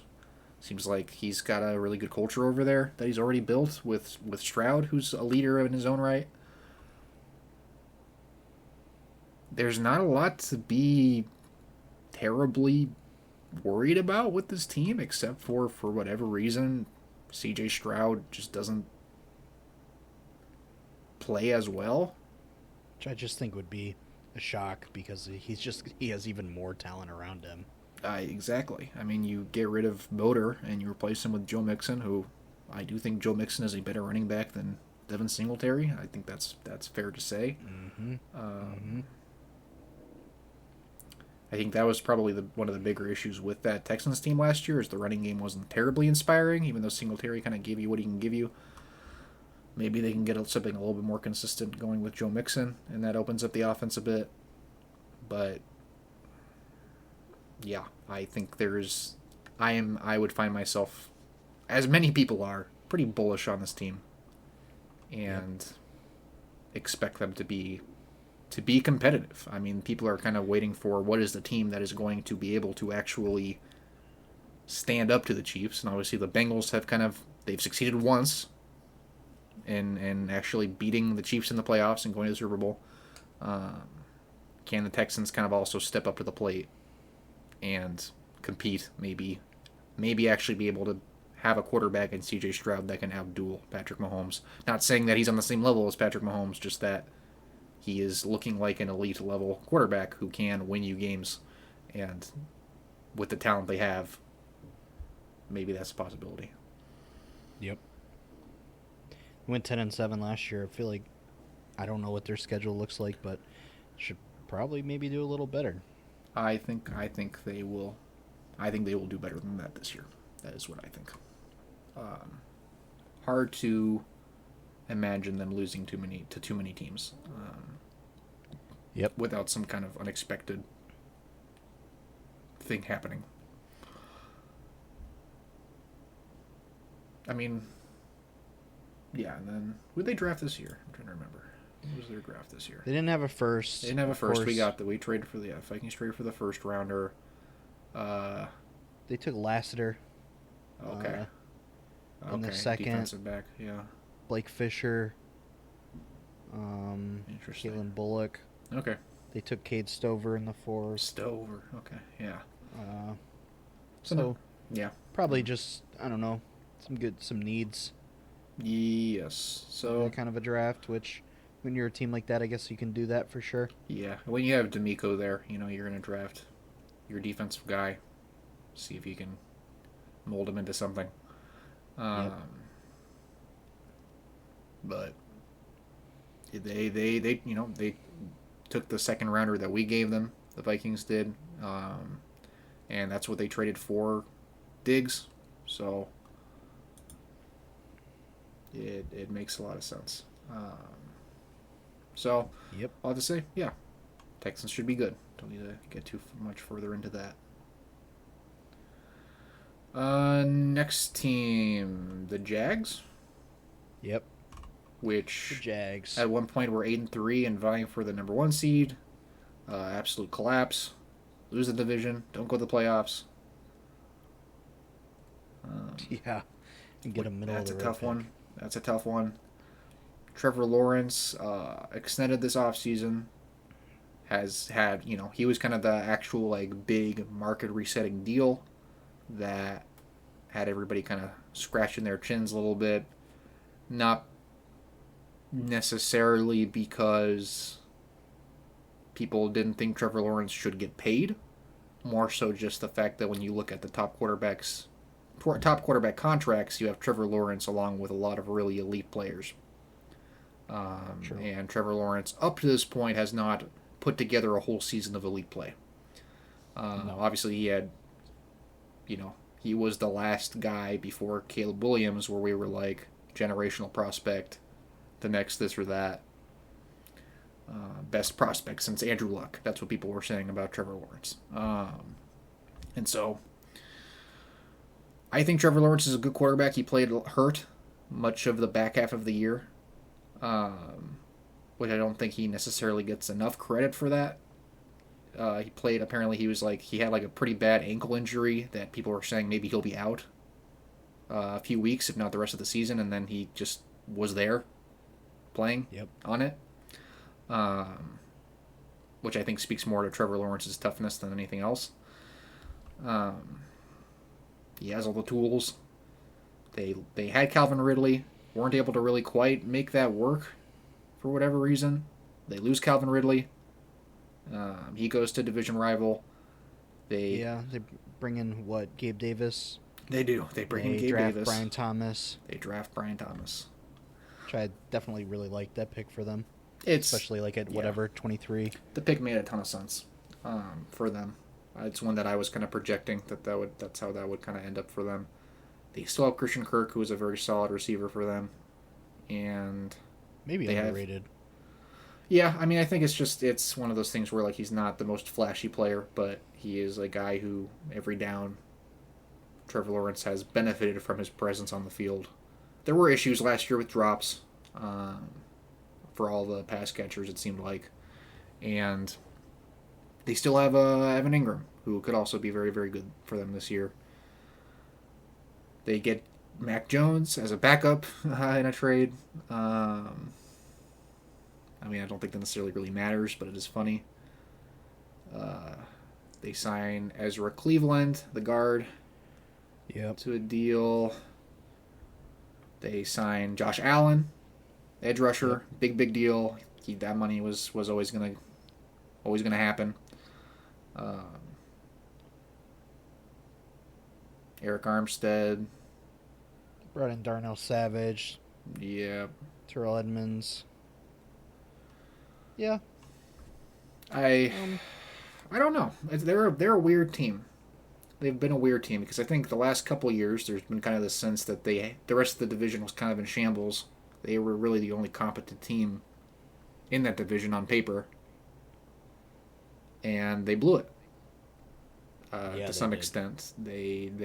I mean they win the playoff game against the Chargers, get bounced by the Chiefs, which again tough. What are you supposed to do?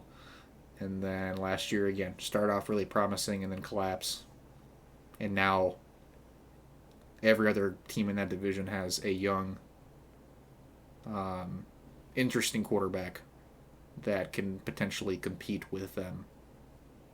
And so it's not their division anymore. They've lost it, and the Texans are now top dog. It looks like, and they have the Colts and Titans, as we'll get to, have their own hopes and dreams this year. So they're really just fighting for their place at the table. I mean, that's it. They're just fighting to say, hey, we can win this division. We can make a playoff run. It's a prove it year, especially after this feels like a rare time where Trevor Lawrence's contract really comes at a point where, okay, you got paid. Now that been paid, earn it. Like Yep. It's got to take it to the next level. he has to. I He mean, I has to feel like play a that's full really healthy just like season. what they're waiting on. He does that, they could be very good, Yep. Yes. but he hasn't done it yet. He has all the talent. We'll see. Brian Thomas Jr. kind of has to hit. I feel like that's the thing. Like he needs to be good immediately. Obviously, there were plenty of people that were very, very high on him. I was kind of like, I did see him in kind of that next tier, certainly at least that next tier down, below all the blue chip guys that went before him. I don't necessarily feel like he was 100% like better than every wide receiver that was taken after him. I didn't feel that way. But plenty to get excited about. Very explosive guy. And with Christian Kirk, with Evan Ingram, with Travis Etienne, that rushing game was terrible last year. They got to figure out how to get Etienne um, going even better. I think this year as well. Doug Peterson's shown he's a competent head coach, though I imagine his seat is warming steadily. So Yep. it's a prove it year. Pick yourselves up from the collapse. Get back on the horse. That's the goal for the Jags this year.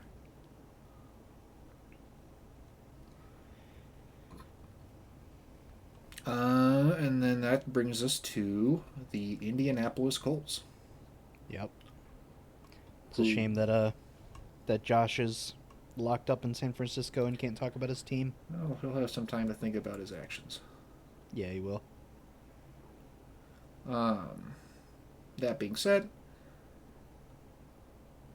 they had an interesting year. Interesting as far as like, I mean, a lot of teams had interesting years along the lines of starting quarterback gets hurt. Let's see what this backup can do. Minshew kind of showed you the best outcome you get with him, which is if you have a competent head coach, offensive play caller, and a decent roster, you can get a certain number of wins out of him, but you're not competitive with Gardner Minshew. Obviously, the whole Minshew thing came out of Anthony Richardson getting hurt and needing a shoulder surgery about week 5. Tough, Saw some good things, saw some messy things with him in the first 5 games, but plenty to be excited about still as a player. We'll see how much having that, similar to kind of what J.J. McCarthy's going through, that kind of off season of rehab and mental development, how that ends up helping him move into his kind of basically his rookie season this year, otherwise. But if he is good, I mean, it's Anthony Richardson. The upside is greater than we've ever seen from an athletic standpoint. Yep.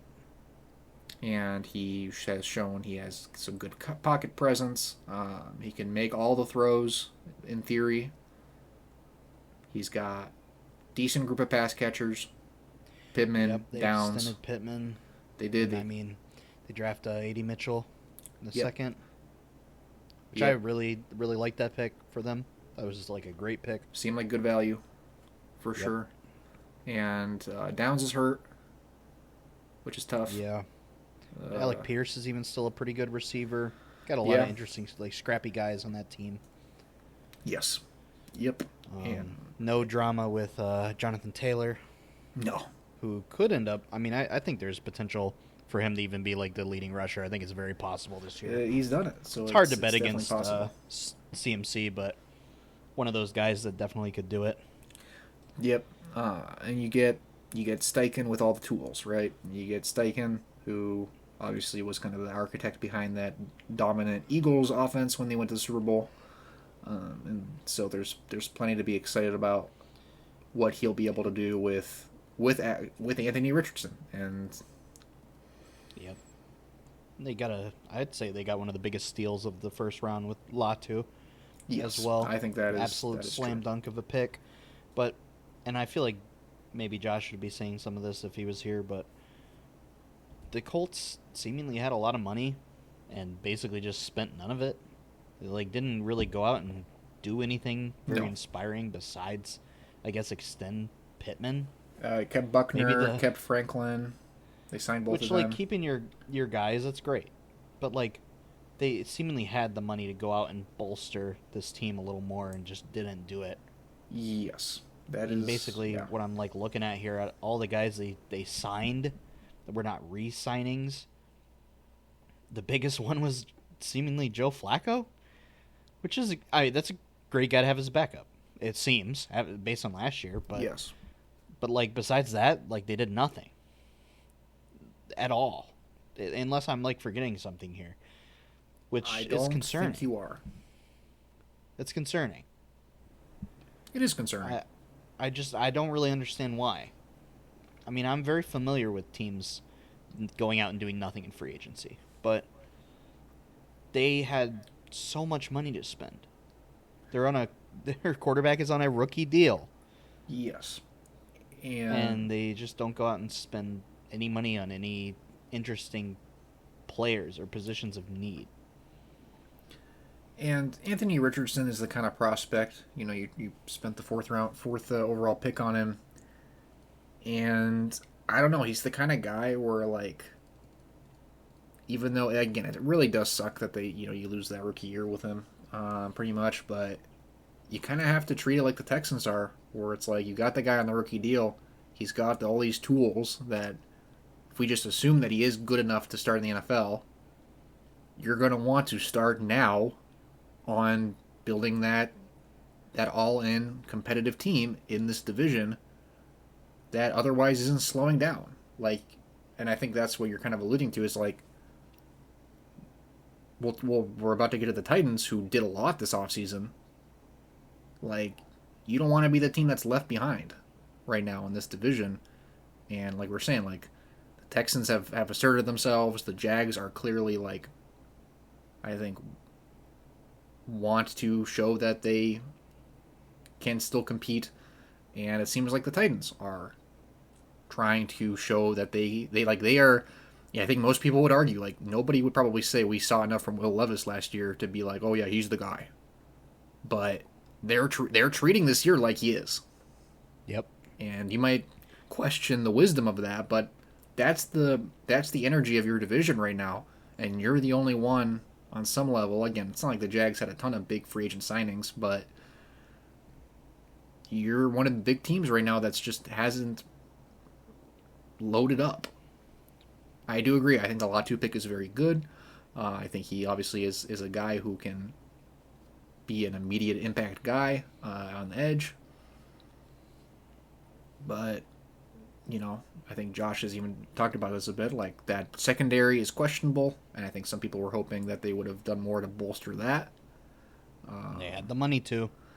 I don't know what the bidding war would have looked like to get Snead. but that would have been really great if you could have gotten Snead instead of the Titans. I think that would have been pretty great. Yeah, so I think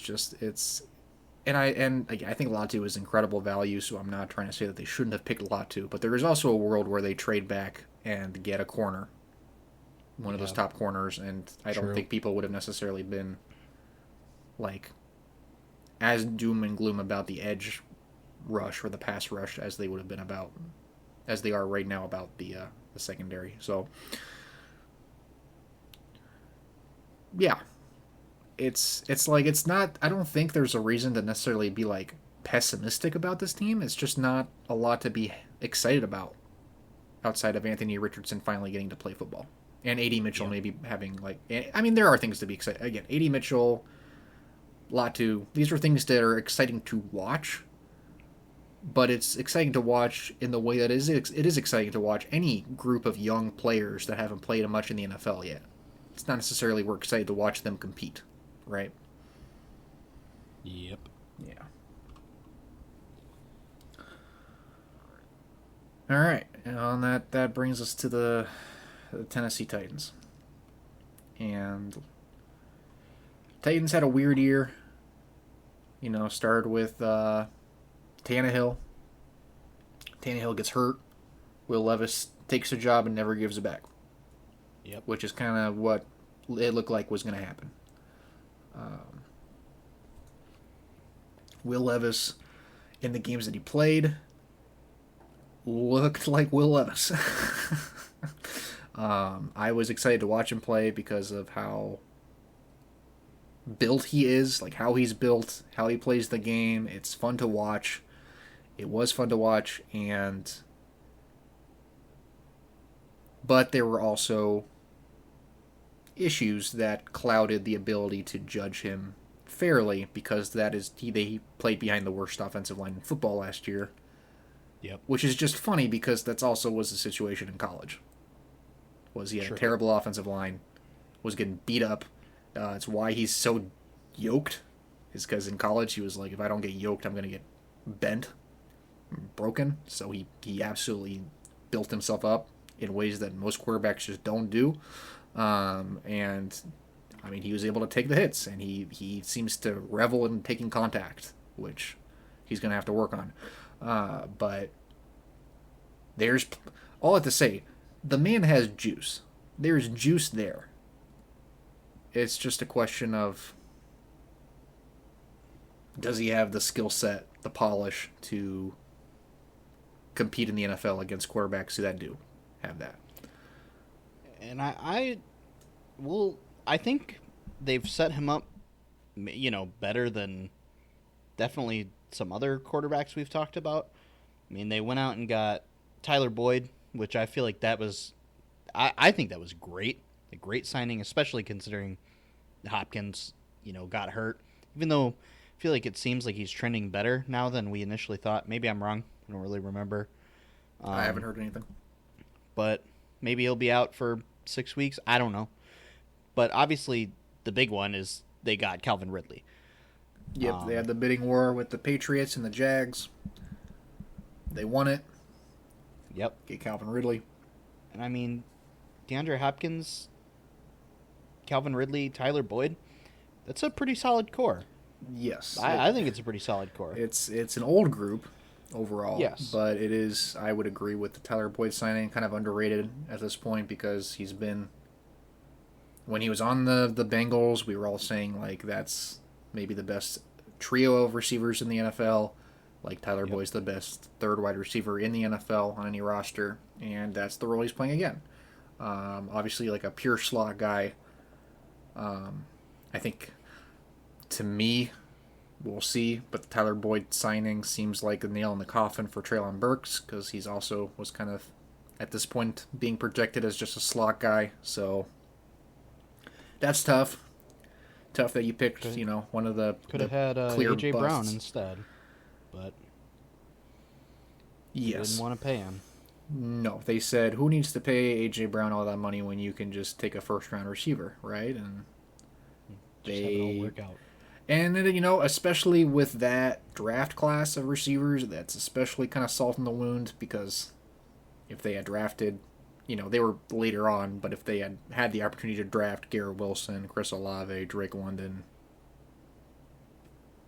we're having a different conversation. But they took Treylon Burks, who arguably out of all the receivers in that first round, which also included J-Mo and Jahan Dotson, he's the biggest bust. He's the one that just hasn't worked out. But there's injuries that play into that, which is tough. But also, he just hasn't really. We don't have that many. We don't have any wow plays on tape of Treylon Burks being that first round talent, that DK Metcalf, AJ Brown, whatever guy. DK wasn't even a first rounder. No. Well, yeah, there are reasons for that. Obviously, there were questions about Burks's profile for sure that have now kind of transferred over to Leggett. And they're not all the same type of prospect. I'm not trying to paint it that way, but there's a very broad general kind of type of receiver that's built a certain way and has a certain skill set and has mixed results as far as NFL viability. But I'll have to say they do have Tyler Boyd, who should be a solid slot guy. Calvin Ridley, like you said, DeAndre Hopkins. They still have Westbrook Akine. Yep. They went out and spent a ton of money on Tony Pollard. Hometown guy. I think that's probably the worst decision they made this entire offseason. Especially coming from a Cowboys fan who watched every single game of his last year. And he's the same skill set as a guy that they just drafted who looked good, which is Tajay Spears. It doesn't. Who I expect him to be the number one guy and to be better. I think that's how it will shake out, and they're paying Tony Pollard $8 million a year. Yeah, it's puzzling because I don't know. I guess I would agree that you wouldn't necessarily just want Tajay as your running back room. You do want another guy. Obviously they move on from Derrick Henry, but when you have Derrick Henry, you're just giving him the ball every down anyway. But yeah, you lose Derrick Henry behind that dog shit offensive line. You would like to have something else to kind of play with, and you want somebody with a bit different skill set than Tajay. But I don't know how many running backs besides somebody like Josh Jacobs or Joe Mixon were available. Though again, I think if they signed one of those guys, we'd also be a lot more. We'd be like, oh yeah, that makes sense. What did Jacobs get paid? Wasn't it about the same as Pollard? Was it more? Maybe it was. I think it was more, a little bit more, because Pollard signed a 3-year $24, so that's $8 a year. And I feel like I want to say Jacobs was. I was going to say I thought Jacobs was closer to 12. Yeah, it says his base salary is 10.2. Yeah. Well, that's for next year. True. Yeah, closer to 12, but which, I mean, good. That is what should have happened. Much better player than Tony Pollard. Yes. I don't really know exactly what the Titans' cap situation was like, but they couldn't have swung a little more money. They got a guy like Jacobs. They swung for Ridley and they swung for Snead, who is obviously the other big one. 4-year, $76 million contract. Which I think was probably a good idea, no doubt. Yes. Oh, 100%. No, it's a great signing for them. They also went out and got Chidobe Awuzie, who I think is underrated. Yeah. I mean, they paid him it's just 3-year, $36 million deal. They went and got Jamal Adams, which I imagine it will be nothing, but whatever. Yes. And they did bolster. They tried to bolster the offensive line. They tried. Signed Cushenberry.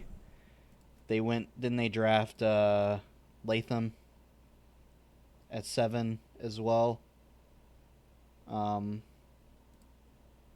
Still doesn't fix it completely. It does help. Still think he's probably going to take a beating this year. Yes, and I think it all comes back to that. I think the defense, there's plenty to be excited about. Maybe not plenty, but enough. On the offense, the names are all there. But the O-line is a liability. It was the worst offensive line in football last year. You drafted Skoranek in the first last year. What I heard was that Skoranek was... Not Skoranek. Who am I thinking? What's his name? Skronsky? Oh Who gosh. did they? Who was the lineman from last year that they got? Oh my gosh. Skronsky. Peter Skronsky. Skronsky. Skronsky, not Skronek. Yes, Skronsky. My bad. He was.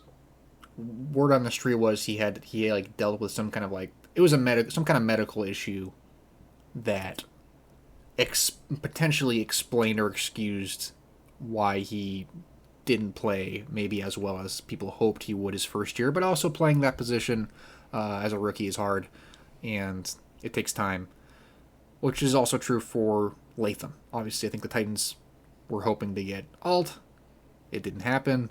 They take their next favorite guy, Latham, who has, I think, could be really good. But I am worried about my buddy. I'm worried about my buddy Will. I'm worried about. Again, I think he's built himself up to take it, but we've. I don't know how much we've talked about it on the podcast, but no, we did. We talked about the NFC. Like right now, the meta of the NFL is you get these quarterbacks on their rookie deals, and then you want to figure out as quickly as possible if they're good. And once you figure out if they're good, you build around them and go all in. You have hopefully some kind of a baseline infrastructure for him. Hopefully you have a decent offensive line, decent weapons, coach. You put the rookie quarterback in there. You find out if he can run it, and you move forward from there. And with that offensive line, the Titans have not fully created a clear picture for Levis as far as like if things struggle this year, is it his fault? Is it that the offensive line doesn't give him a chance to be able to go through reads and to make things happen? That's kind of the question for the Titans. But I appreciate that they're kind of trying to do the all-in thing. I appreciate they are loading up and trying to be competitive with Levis, even if they're not sure if he's the guy. It's just there's some critical issues with this team. Yep. It could go. I feel like it could just go wildly in both directions. They could overperform what people think they're going to, and they could also somehow maybe be worse. I don't want to say worse than last year, but they could do worse than we think as well. I feel like it's a pretty wide spectrum in terms of what they're actually gonna be like this year. Especially yes. too, they need to get that man DeAndre Hopkins on the field as soon as they can. Yes, I definitely agree with that. They did also sign Jamal Adams. Yeah, that's gonna be nothing. So we got that's the division there. Should be an interesting ranking. Let me think about this for a second. This one's kind of a little bit tough as well. It's a tough one. It's another one where I think there's a clear-cut winner here, but yes, outside of those, it is a little tough. I feel like I think I'm gonna go Texans, Colts, Jags, Titans. Yeah, I think I probably agree. I think the Jags could end up finishing better than the Colts again this year. I do too. Though. I don't know. I think that's going to be close for sure. And Yeah. I do think there is a world where the Titans could somehow be better than both of them. But I wouldn't agree not with bet that on as it. well. I think I agree with that as well. I think I'm betting that A-Rich. I'm betting that A-Rich is the guy. Like that's what I've kind of and he could not be. He could just have like a mixed bag. And I think that's all very possible. But I think they have a very good head coach, very good offensive play caller, a very solid roster. Like the pieces are there to be competitive. And there's plenty to be excited about there. Whereas with the Jags, like I said, we're kind of hoping for them to prove that they have what it takes to compete again. And with the Titans, we're just trying to see what the fuck is going on over there in Tennessee. But it should be fun. It's a young quarterback division. It should be a lot of fun division matchups this year. Yep. I think we get. Don't we get Colts? Colts Texans or Colts Texans? Oh, it's Colts Texans. I think. I think that's right. Yeah. I think that's right. That's exciting. That's exciting stuff.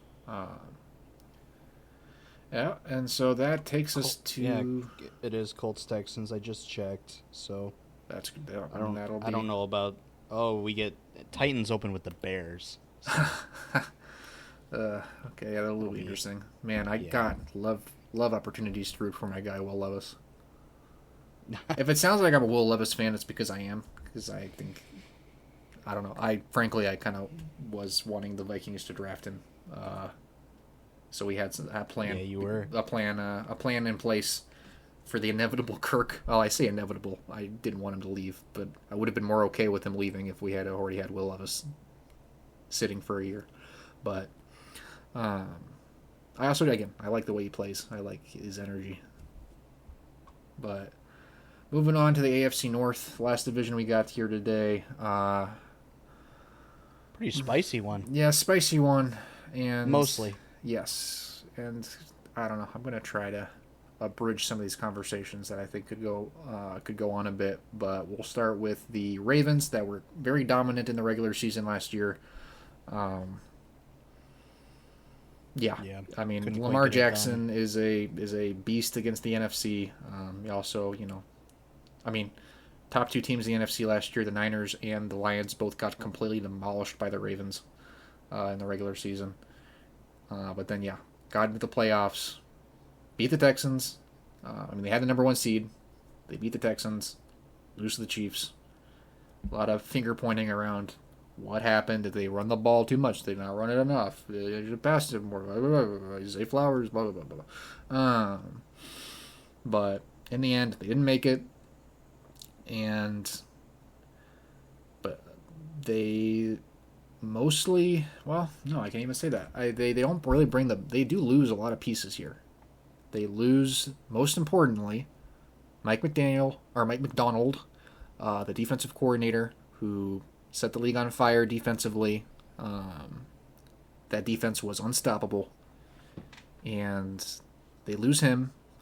They lose Patrick Queen. Lost a couple other guys on defense, I think, too, that aren't coming to me. Yeah, definitely lost some pieces. I'm not remembering all of them either. It's still good. Still should be a good defense. Still have plenty of pieces, but there's definitely it's hard. It's hard to project that they will be as good. I think it's safe to say, and I mean there would have been room for regression regardless, but that plus now a loss of talent as in coaching and in players. And then you lose some offensive linemen, which will be interesting. But most importantly, you get Derrick Henry. It's the big signing they had.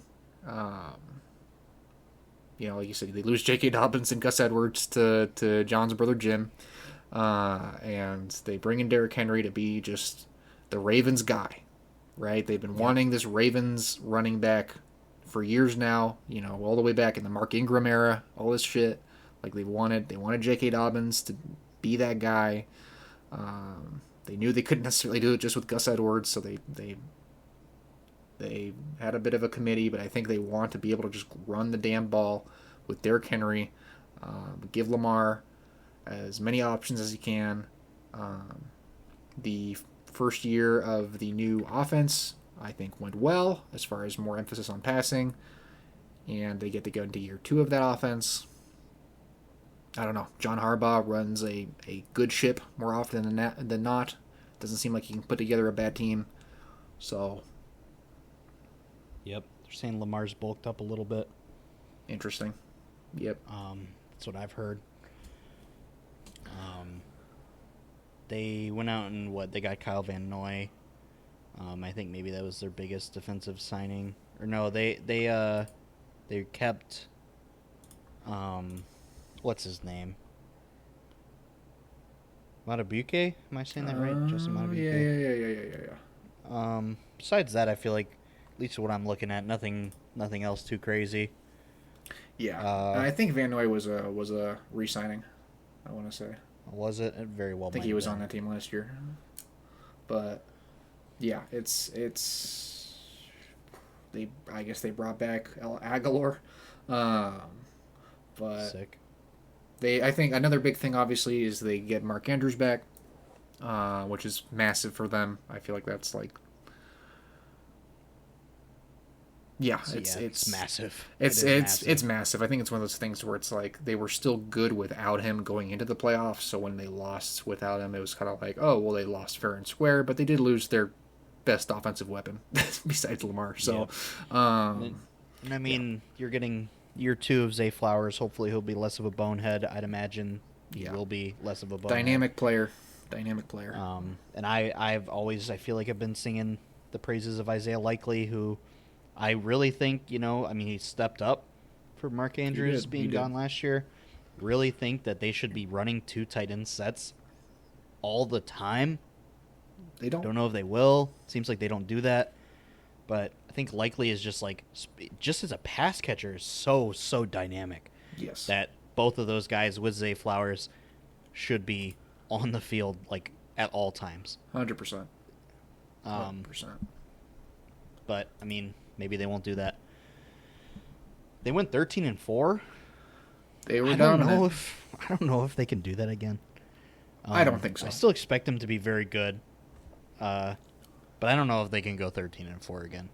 I don't think there is. I mean, I picked the Ravens to go to the Super Bowl last year. I predicted they were going to be dominant. I was right. This year, I think that they will still be very good. They will be a competitive team, 100%. No questions about that. But I have a really hard time projecting the same level of dominance, especially on the defensive side of the ball. And that makes a big difference because, I mean, Lamar won MVP. He deserved MVP. But again, MVP is usually the quarterback of the best team on some level. And that team was one of the best teams in the NFL in large part because of the defense. And that's not necessarily anything new for an MVP or anything. I mean, again, Tom Brady always had those great defenses for the Patriots, all that shit. Patrick Mahomes had a top defense last year. But I think there's just room. I think there's a chance that the offense is considerably, maybe even better, even more explosive and dynamic. But I think the defense is going to maybe take a step back.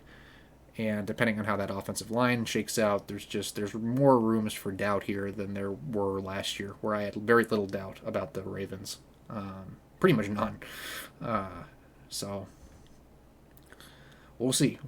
It'll be interesting. But we can move on over to the Browns. Yep. Because we had 3 playoff teams in this division, somehow. And this is a team where I feel like we could talk for hours and hours and hours about all of the things. I don't really want to do that. No. I think that the defense, it's kind of wild because I think, you could argue that besides the Cowboys, the 2 best defenses in the NFL last year were in the same division as the Browns and the Ravens. Both had historically good defensive production. Myles Garrett, I thought, easily won and deserved Defensive Player of the Year. And the defenses should still be very, very good.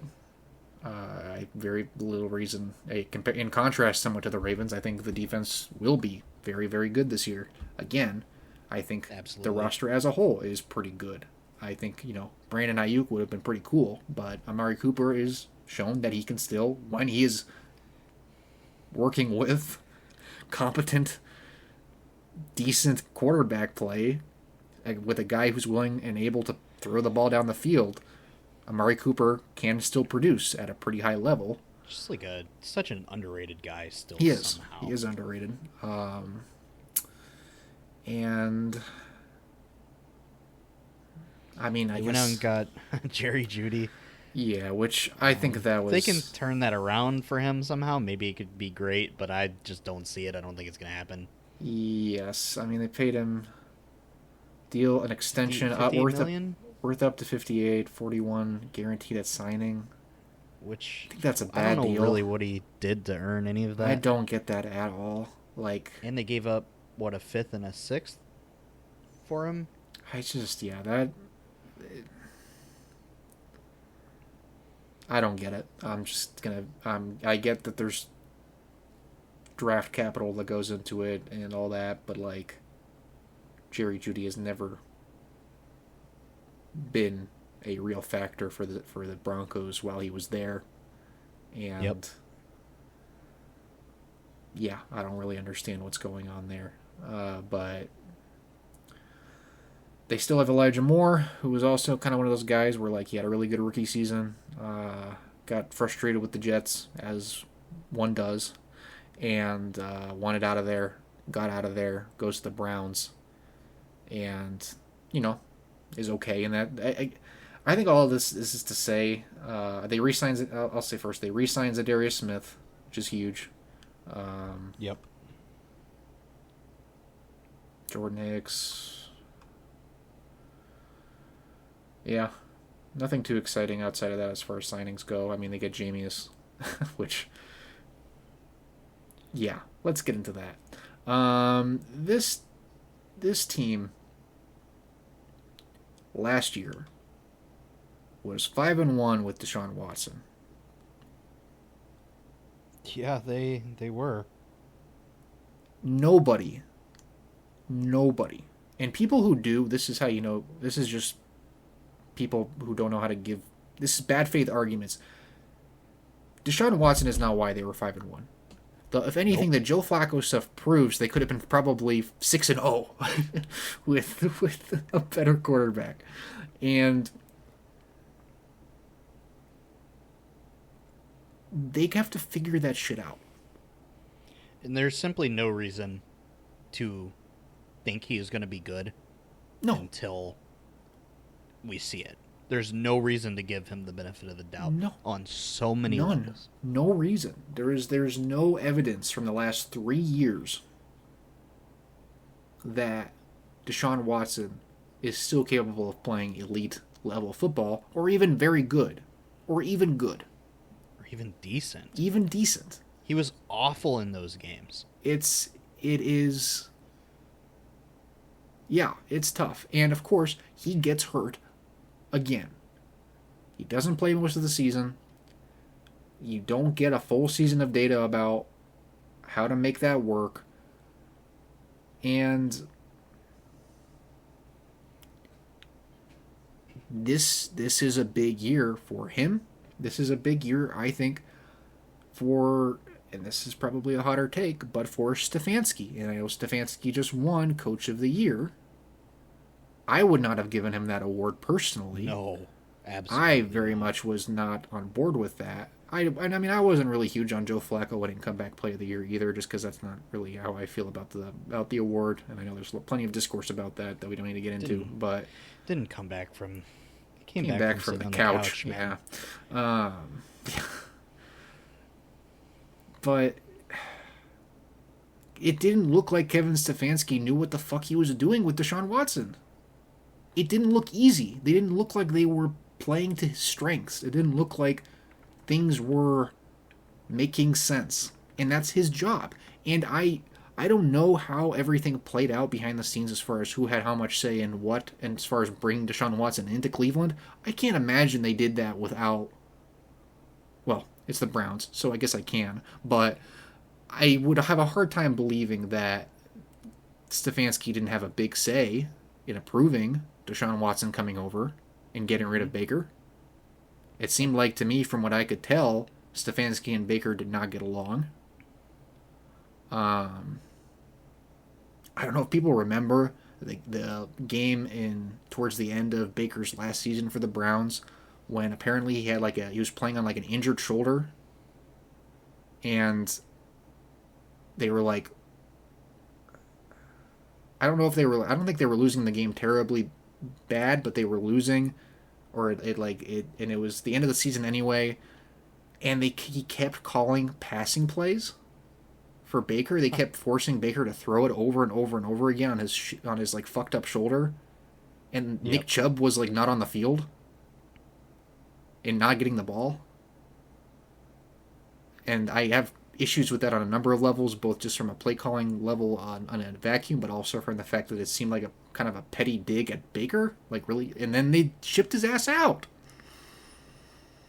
And I know this is a tangent on the whole Stefanski thing, but it's like, and Stefanski is my guy. He was offensive coordinator for us. He was with us for a long time in Minnesota. But I'm not seeing the vision yet. There's no vision to be seen with Deshaun Watson. No. And we need to see it. That's all I need. That's what I'm trying to say. Yep. So, I mean, just the reality is, if Deshaun Watson isn't at quarterback, I'm not excited about this team. Exactly. It's that simple. Simple as that. The rest of it doesn't matter. Prove me wrong. You know? Prove me or wrong. Don't. Or don't. I don't care. Fuck Deshaun Watson. Fucking Groper Cleveland. But shame my boy Zach Center had to go there and protect his ass. Yeah, you're right. You're right. Just looking at their draft, and it's the only name I felt like bringing up. Yeah. But, yeah. Yeah, where did all those first rounders go? I don't know. Nothing to show for it. Yeah. No, nothing to show for it.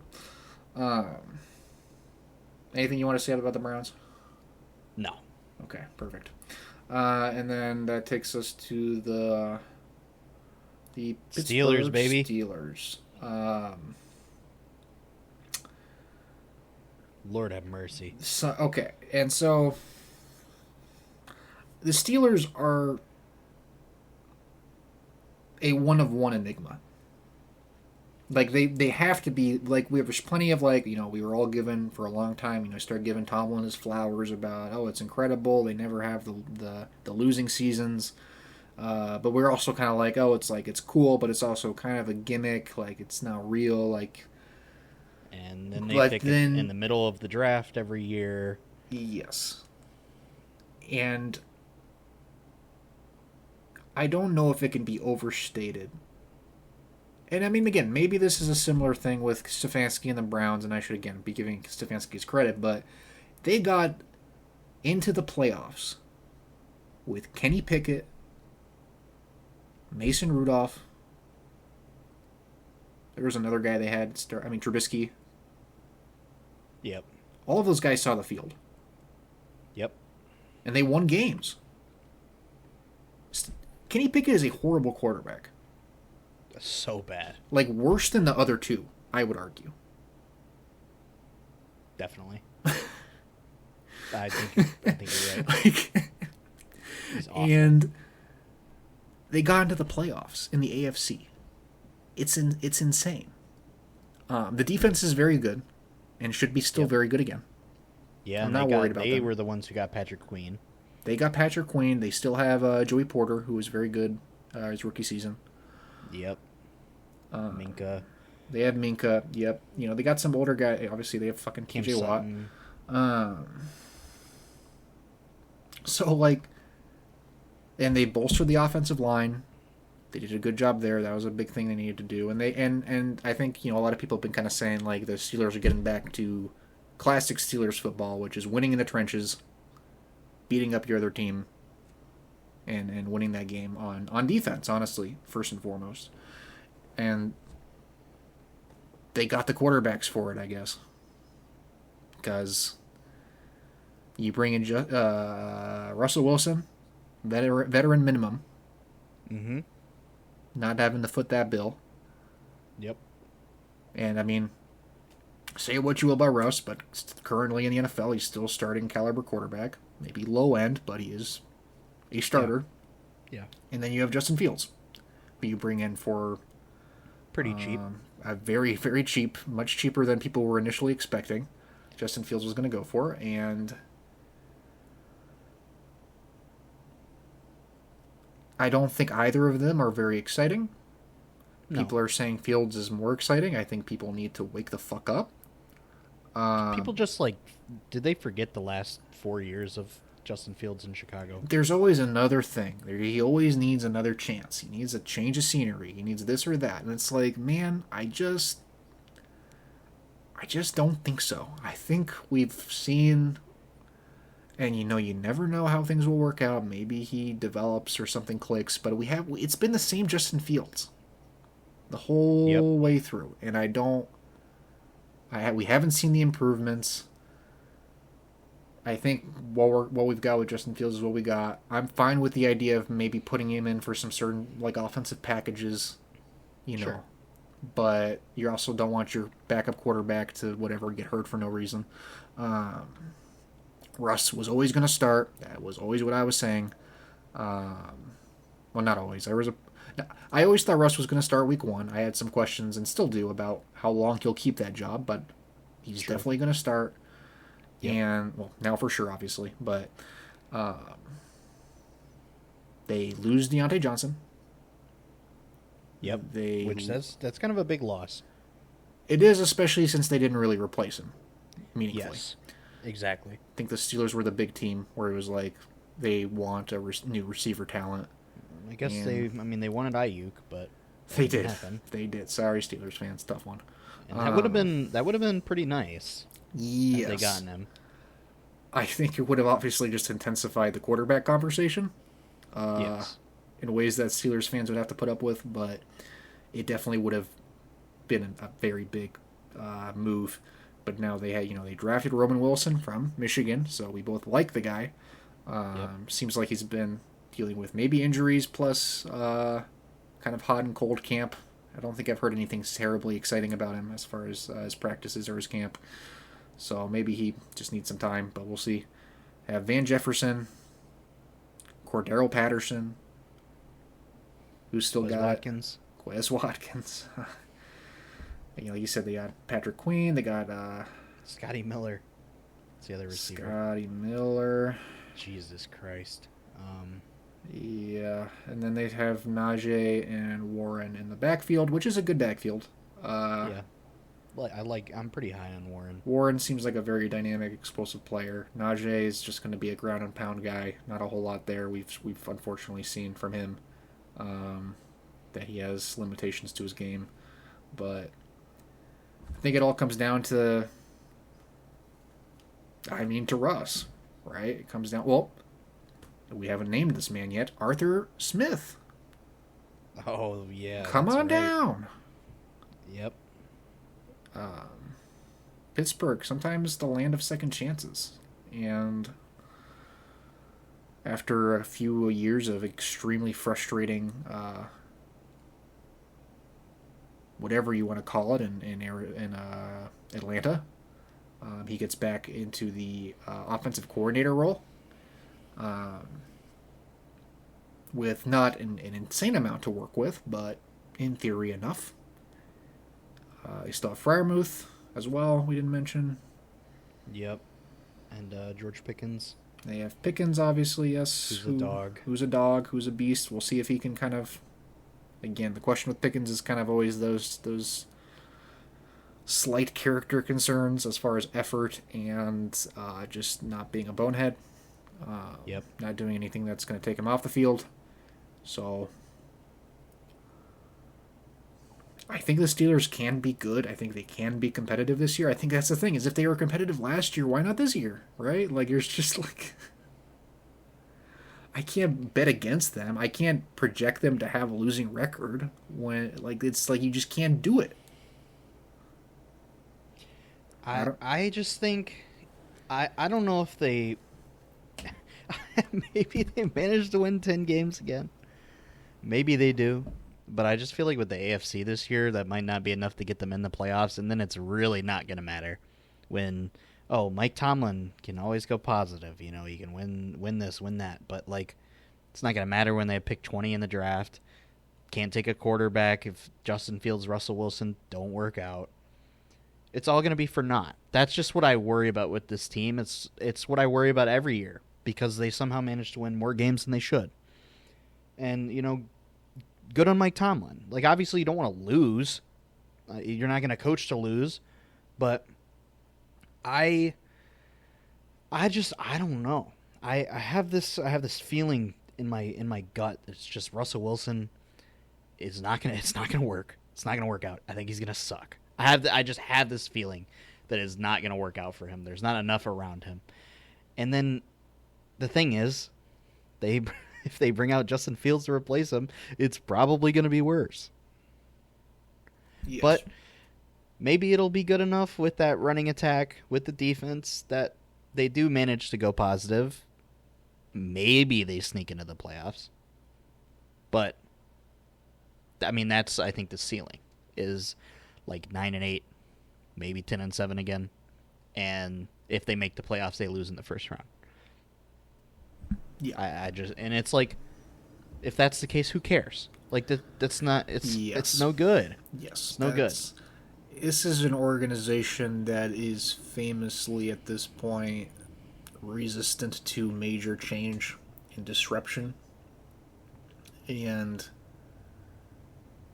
nowhere has that been more evident at this point than the post Big Ben era, or even the end of the Big Ben era, where they kind of said we're going to hold on to the limp dig Big Ben for as long as he can. He's willing to keep playing, and I think obviously the first round pick of Kenny Pickett at the time was kind of baffling because nobody really thought any of those quarterbacks in that class were going to be that good, and then they were all trash, including Pickett, and then you kind of, that's been what it's been. They're a team that clearly would have benefited from giving, I guess, in theory, a quarterback like Russ big money, like a Kirk Cousins or a Derek Carr even. Somebody who can give you some real juice and compete with a roster and a culture as stable and strong as that one. But instead they choose to, at the most important position, just whiff waffle all over the place and waste just this otherwise really strong foundation. Yep. So yeah, I think that summarizes the Steelers pretty well. Which leaves us with Joey Cool. That's right. Cincinnati Bengals. Similar to the Chargers, maybe on some level. If you told somebody in the before the season started that the Bengals would be at the bottom of the division, I think obviously there would be some questions. Yep. But yeah, they Burrow starts the season with that calf injury that seems to really affect his play. Then he is healthy. They look like they are one of the best teams maybe in the whole NFL for a little bit there. They beat the Niners, all that shit. And then Burrow gets a season-ending, wrist, hand injury, whatever it was. And Jake Browning, better than people probably ever would have imagined it could go. They're still able to run a somewhat competent offense, but you can't compete in the AFC or in the division under those conditions. And they missed the playoffs, punt to next year. And yeah, Burrow's healthy. Hopefully the whole season. They don't get a deal done with T. Higgins. He gets franchise tagged. He's going to play on the franchise tag and then, presumably be gone. Jamar Chase will likely be signed next offseason. Didn't really think that was going to happen this offseason anyway. Yep. And you lose Joe Mixon. You get Mike Gesicki. Yeah, they bring in Zach Moss. They went and got Trent Brown, Cody Ford. The thing though that's really interesting with the Bengals, and I'm looking through it right now, is pretty interesting draft. They took Mims in the first, who I really don't like Mims. I could be wrong. He's like my least favorite of most of those offensive linemen that were taken in the first round. I think there were guys taken after him um, that I like more. Maybe I'm wrong. I mean, We'll it seemed see. like he was. I mean, he's hurt, right? But it seemed like Yes. he was playing pretty well in the preseason before he got hurt. Yeah, and And they and liked what they I saw could from him. I could eat my words, and if it's a He was good raw pick, though. then yes. If it's a good pick, then this draft. The thing that I'm getting to though is like if that pick works, I feel like they kind of nailed the draft. I mean, they took Chris Yeah. Jenkins in the second, who like Michigan guy. Definitely, I think Chris Jenkins is going to be very good for them. Yep. Took Jermaine Burton in the third, which seems like it Steal. potentially could be an absolute steal. Steal. Um, I mean, yeah, it seems like he's going to be really good, and you have Joe Burrow coming back. Hopefully, will be better protected. I mean, assuming Jamar Chase is going to play, T. Higgins is going to play. Um, Burton is going to have probably a bigger role than I think maybe people even think, especially because of the attention that T. Higgins and Jamar Chase are going to get. I feel like the backfield here is the biggest question. Zach Moss, I think, is a good back, but Zach Moss and Jerome Ford. Is that enough? Chase Brown. Is who they have? Chase Brown, I'm sorry. Yes, Chase Brown. Um, I don't know. Definitely a downgrade from Joe Mixon, I think. Yes. Uh, but like besides that, I kind of feel like everything else should pretty much be better. He's assuming Burrow stays healthy. Yep. I feel like I don't know. They could end up being really, really, really, really good. I think they will be. I do too. I think that they're. I think most of the questions are on the defense. Not super high on the defense this year, and maybe some questions with the offensive line, but hopefully not. Uh, I think a lot of I'm.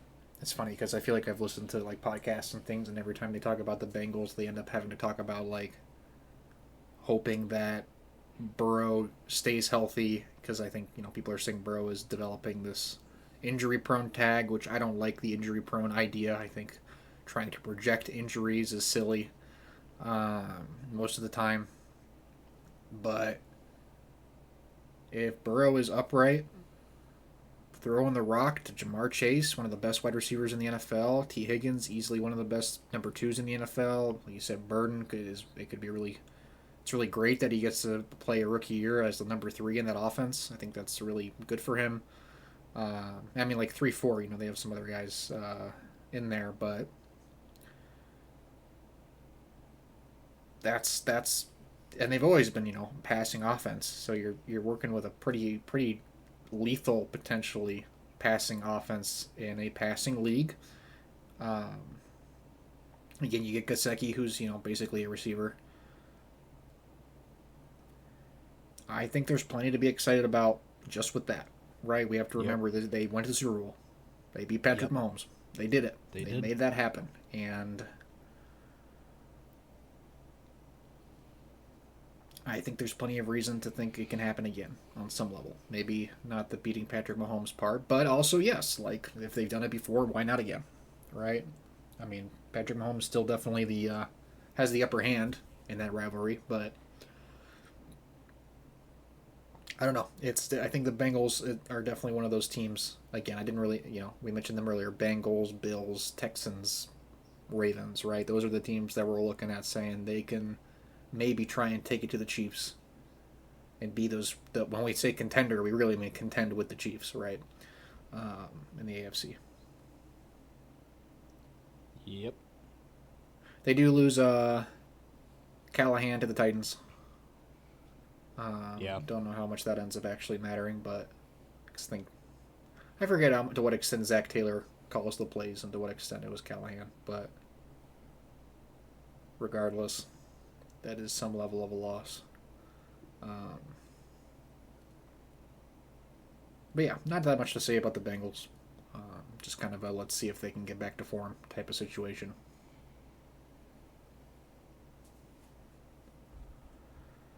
And that's the AFC North. Um,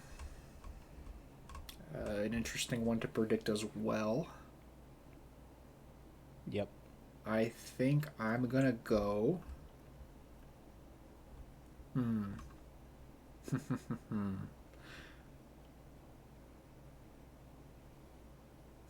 I have to do. I'm gonna go. Bengals, Ravens, Steelers, Browns. Interesting.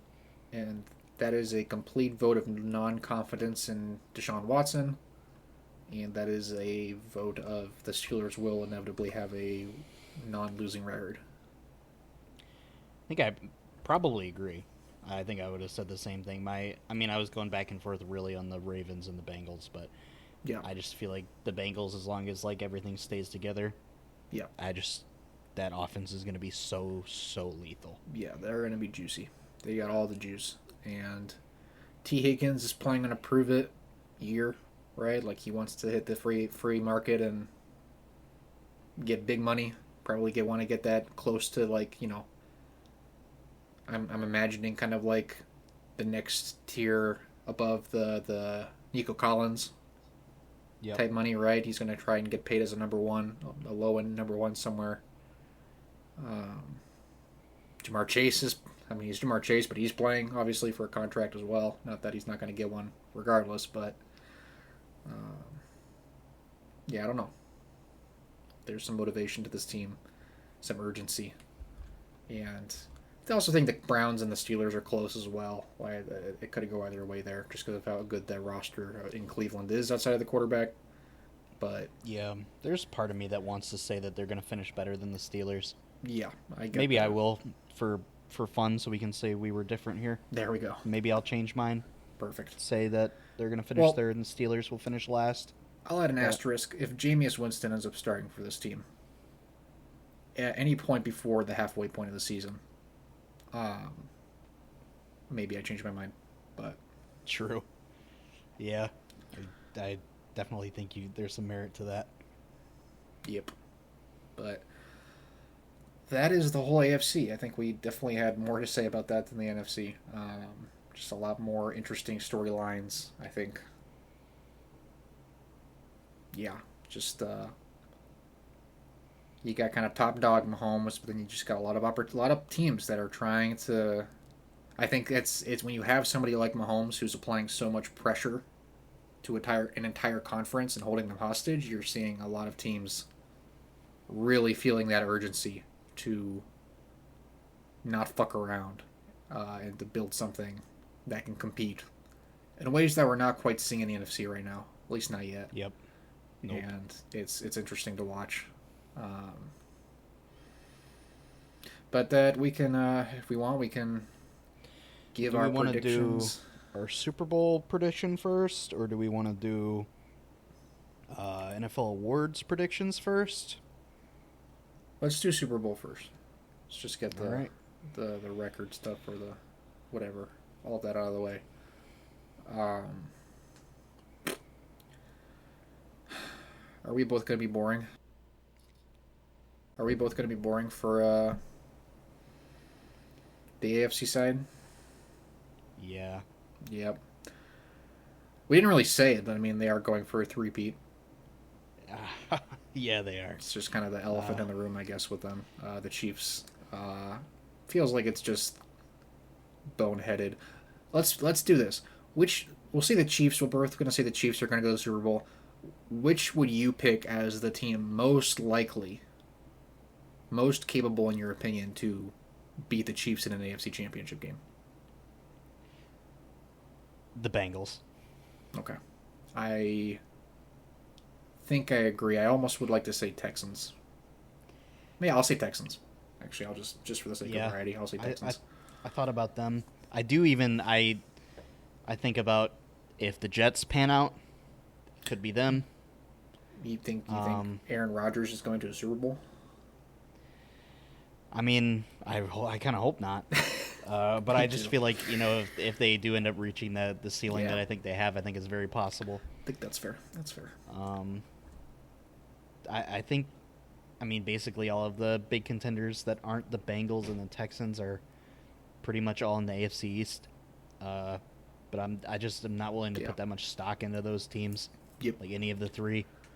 Yeah. Well, we have to remember Zach Wilson played his best game against the Chiefs That's last year. that, We that is can't true. we can't rule that out.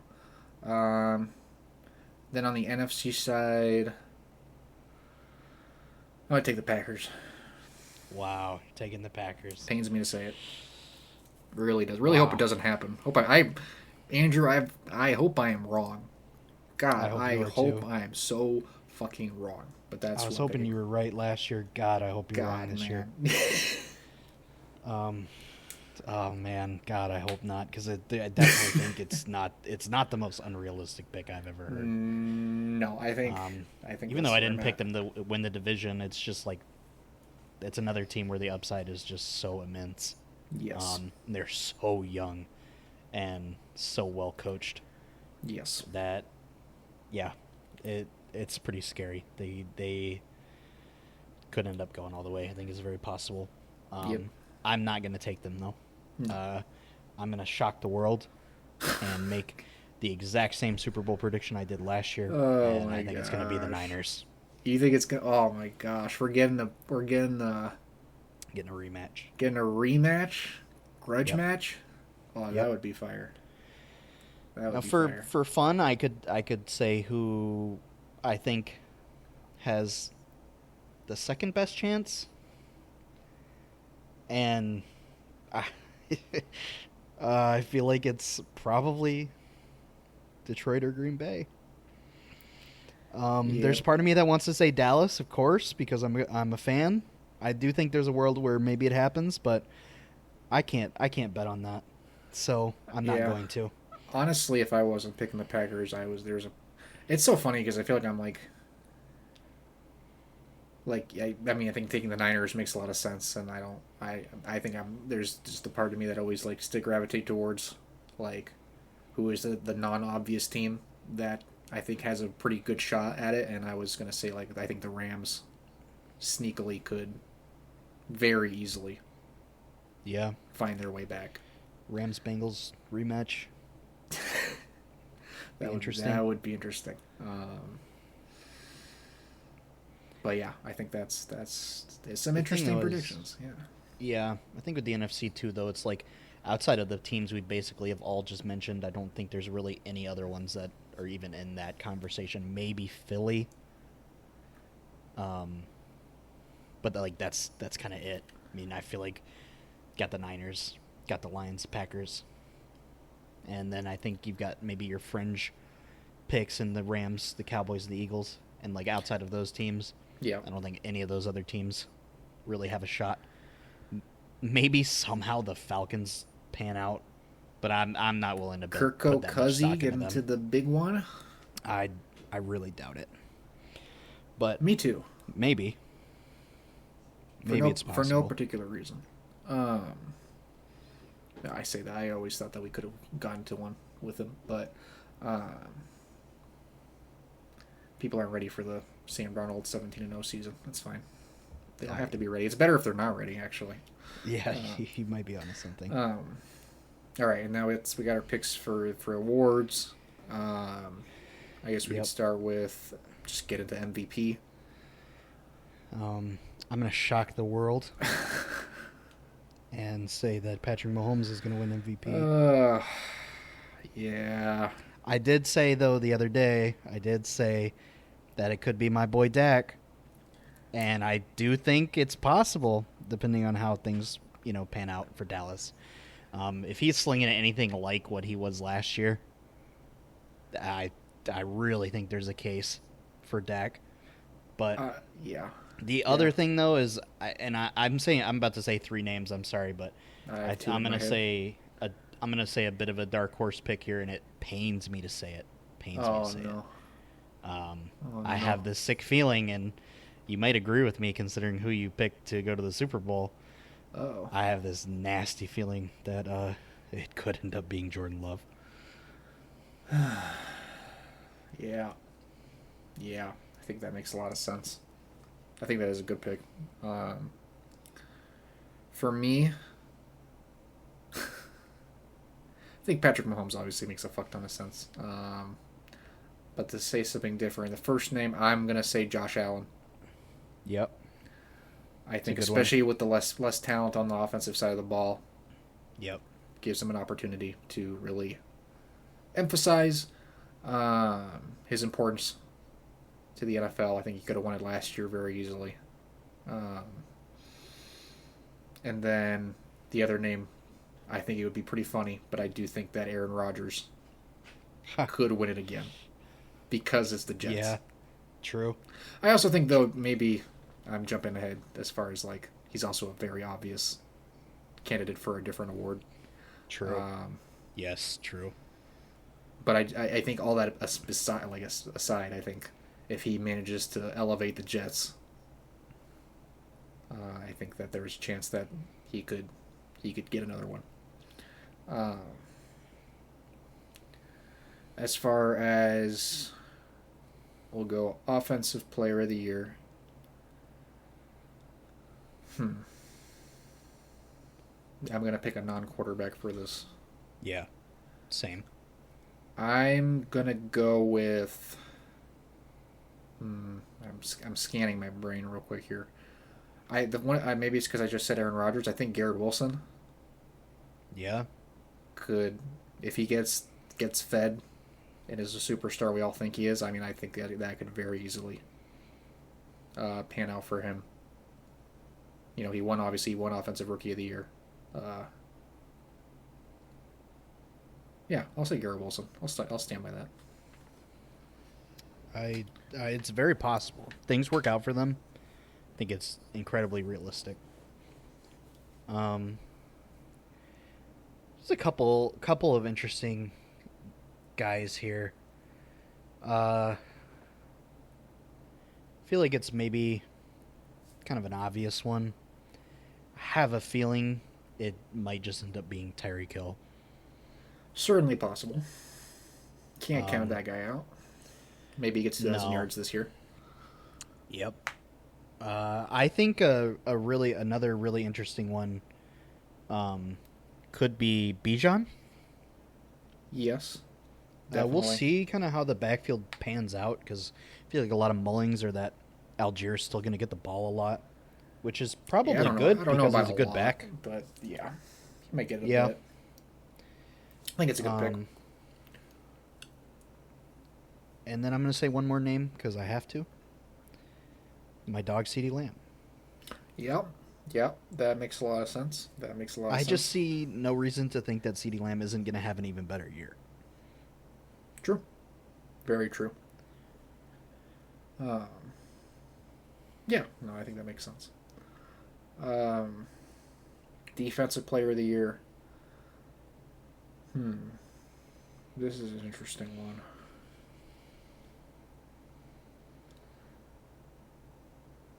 This is a very interesting one.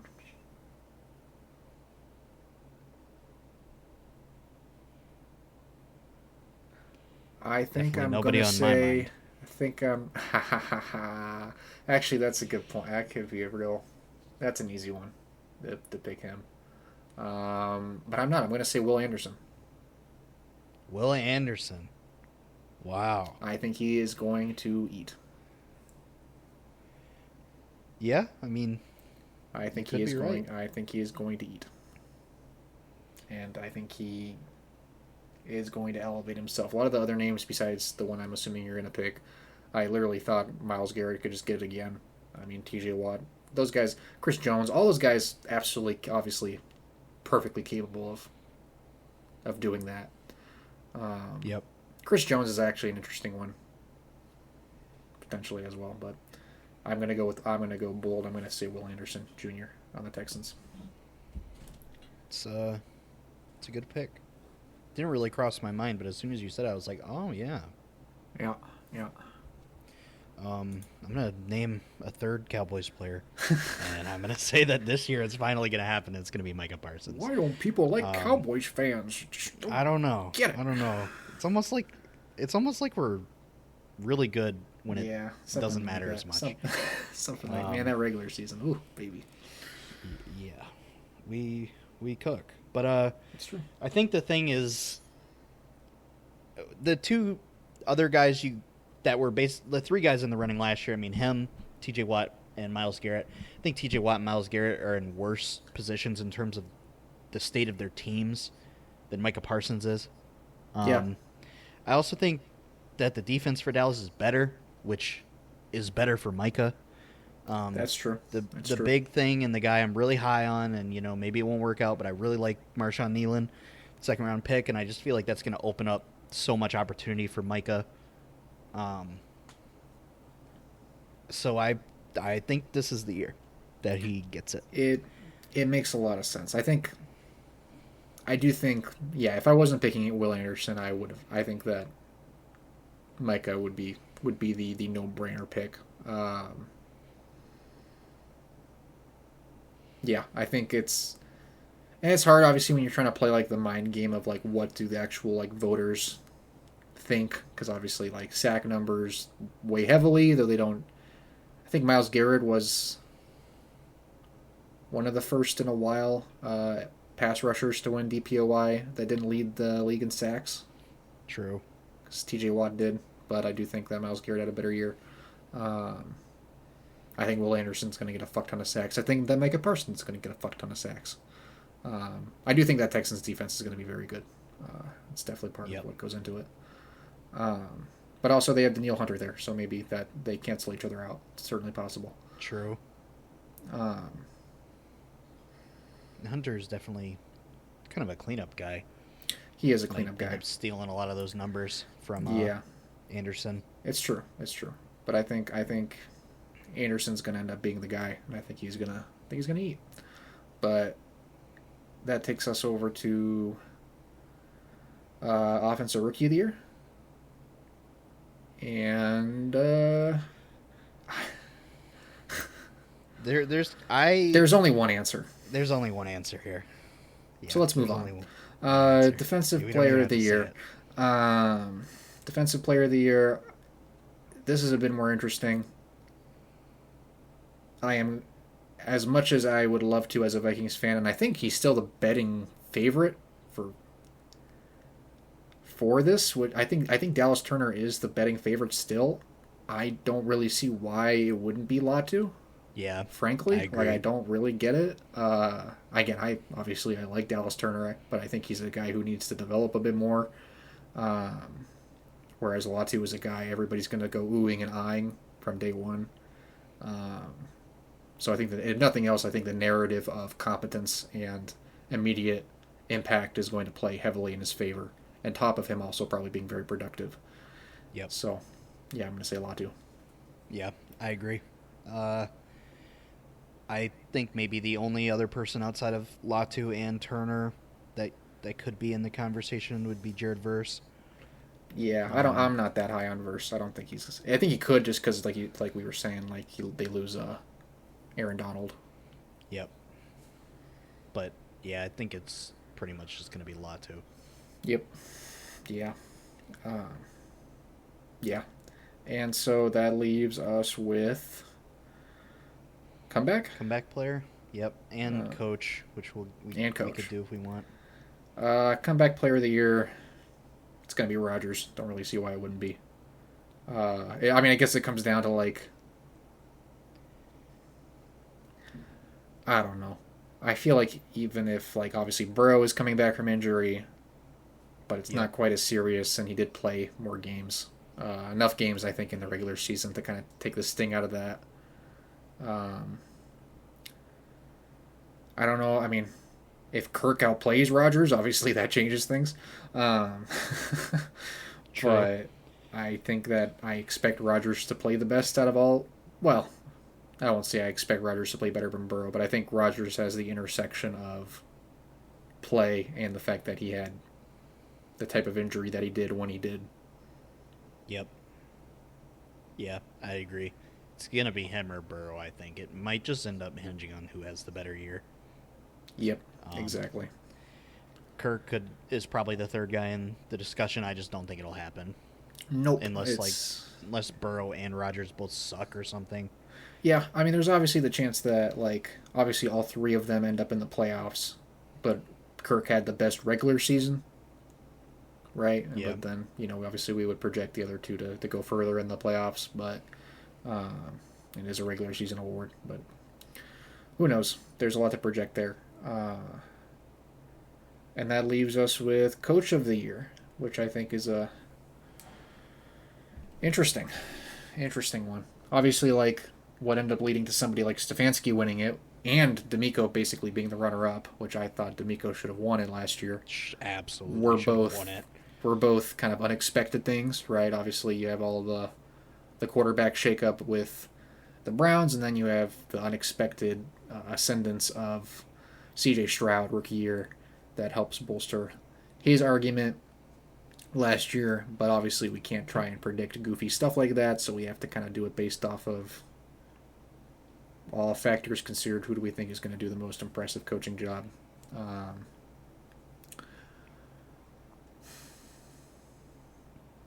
It's a tough one. It is kind of tough. It's a tough one. It is kind of tough. Tough one to project. I guess this is probably one where we can throw out a few names. I don't feel like we should necessarily have to land on one, unless you feel really strongly about it. I don't. I like. What was I going to say? I mean, I do think D'Amico could just straight up win it this year. I feel like that's maybe the person I would say I have the most confidence in winning it. D'Amico could do it, I think. I think Matt LaFleur could win. Yep, he could. I also think, depending on how things go in Chicago, Matt Eberflus could win. I veto whether that. He should or not. If they end up being good enough, he might just get it. Remember when Jim Nagy won Coach of the Year? The Bears? God. When Trubisky popped off? Yes, I do remember that.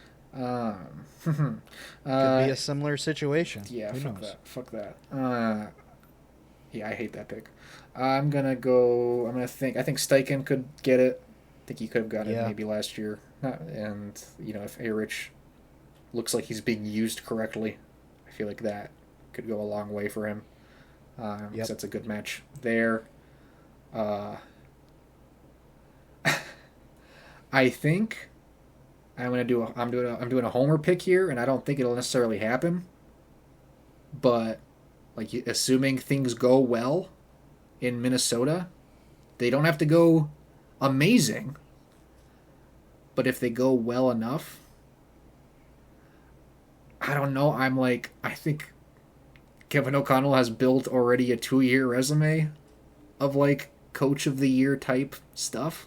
True. Both with coming in his first year and getting 13 wins out of a mid-team, and then managing to weather the storm of the whole quarterback situation like pretty fucking well. Obviously, there was all the Josh Dobbs stuff, and then, still getting an incredibly productive offense out of Nick Mullins. So, I think Darnold would be an interesting comeback player of the year pick. I didn't really even think of, as far as like coming off, guy who remembers how to play football type of situation. But yeah, that's my homer pick there. I think I see the vision. I think there's also maybe a path here for Raheem Morris. Depending Potentially. on how, obviously all of this depends on how things play out. But yes, which we don't know. No, but it definitely yeah. could work out. Maybe he could get it. Yeah. I think now that Canales is a head coach, if he does manage to do some quarterback whispering in Carolina, I don't think it's going to happen. But like if Canales was the head coach of the Buccaneers, he might have won it last year. True, that's true for the Baker stuff. So, there's a lot of options. there are plentiful options as far as how could this play out, who could end up showing that they kind of kept the boat together, but we just don't know. It's a really hard award to project. So, yep, I'm not going to wish any horrid things into existence like Matt Eberflus. Yeah, it feels like also the person who wins it a lot of the time doesn't really deserve it. So, yes, there's also that. Yeah, it's a confusing award, for sure. But yeah, well, I think that's it. Is there anything that I'm forgetting about? I don't think so. I think that's it. We covered our bases. That was our AFC pod. Juicy one for y'all this time, along with little end of the year predictions at the end. Hope you enjoyed it. Hope that you. This is not financial advice, but I hope that you bet your money based off of our picks. I think that would be wise. And definitely. Yes. And yeah, if you end up making some money, I would say it's only fair to send us each a cut. Absolutely. So you wouldn't have if it wasn't for us, so it's only right. That's what I'm saying. It's the team effort, and so plus we gotta bail that man Josh out of prison in San Francisco, so we might need it. Yeah, I tell you. Yeah. I hope he's okay. I guess he's getting what he deserves, but it's also kind of strange because I think he has Pearsall in Dynasty. I don't know why he would try to shoot the guy, but yeah, some weird investing strategy there. But yeah, Interesting stuff. Don't forget to like, comment, subscribe, and we'll catch y'all in the next one.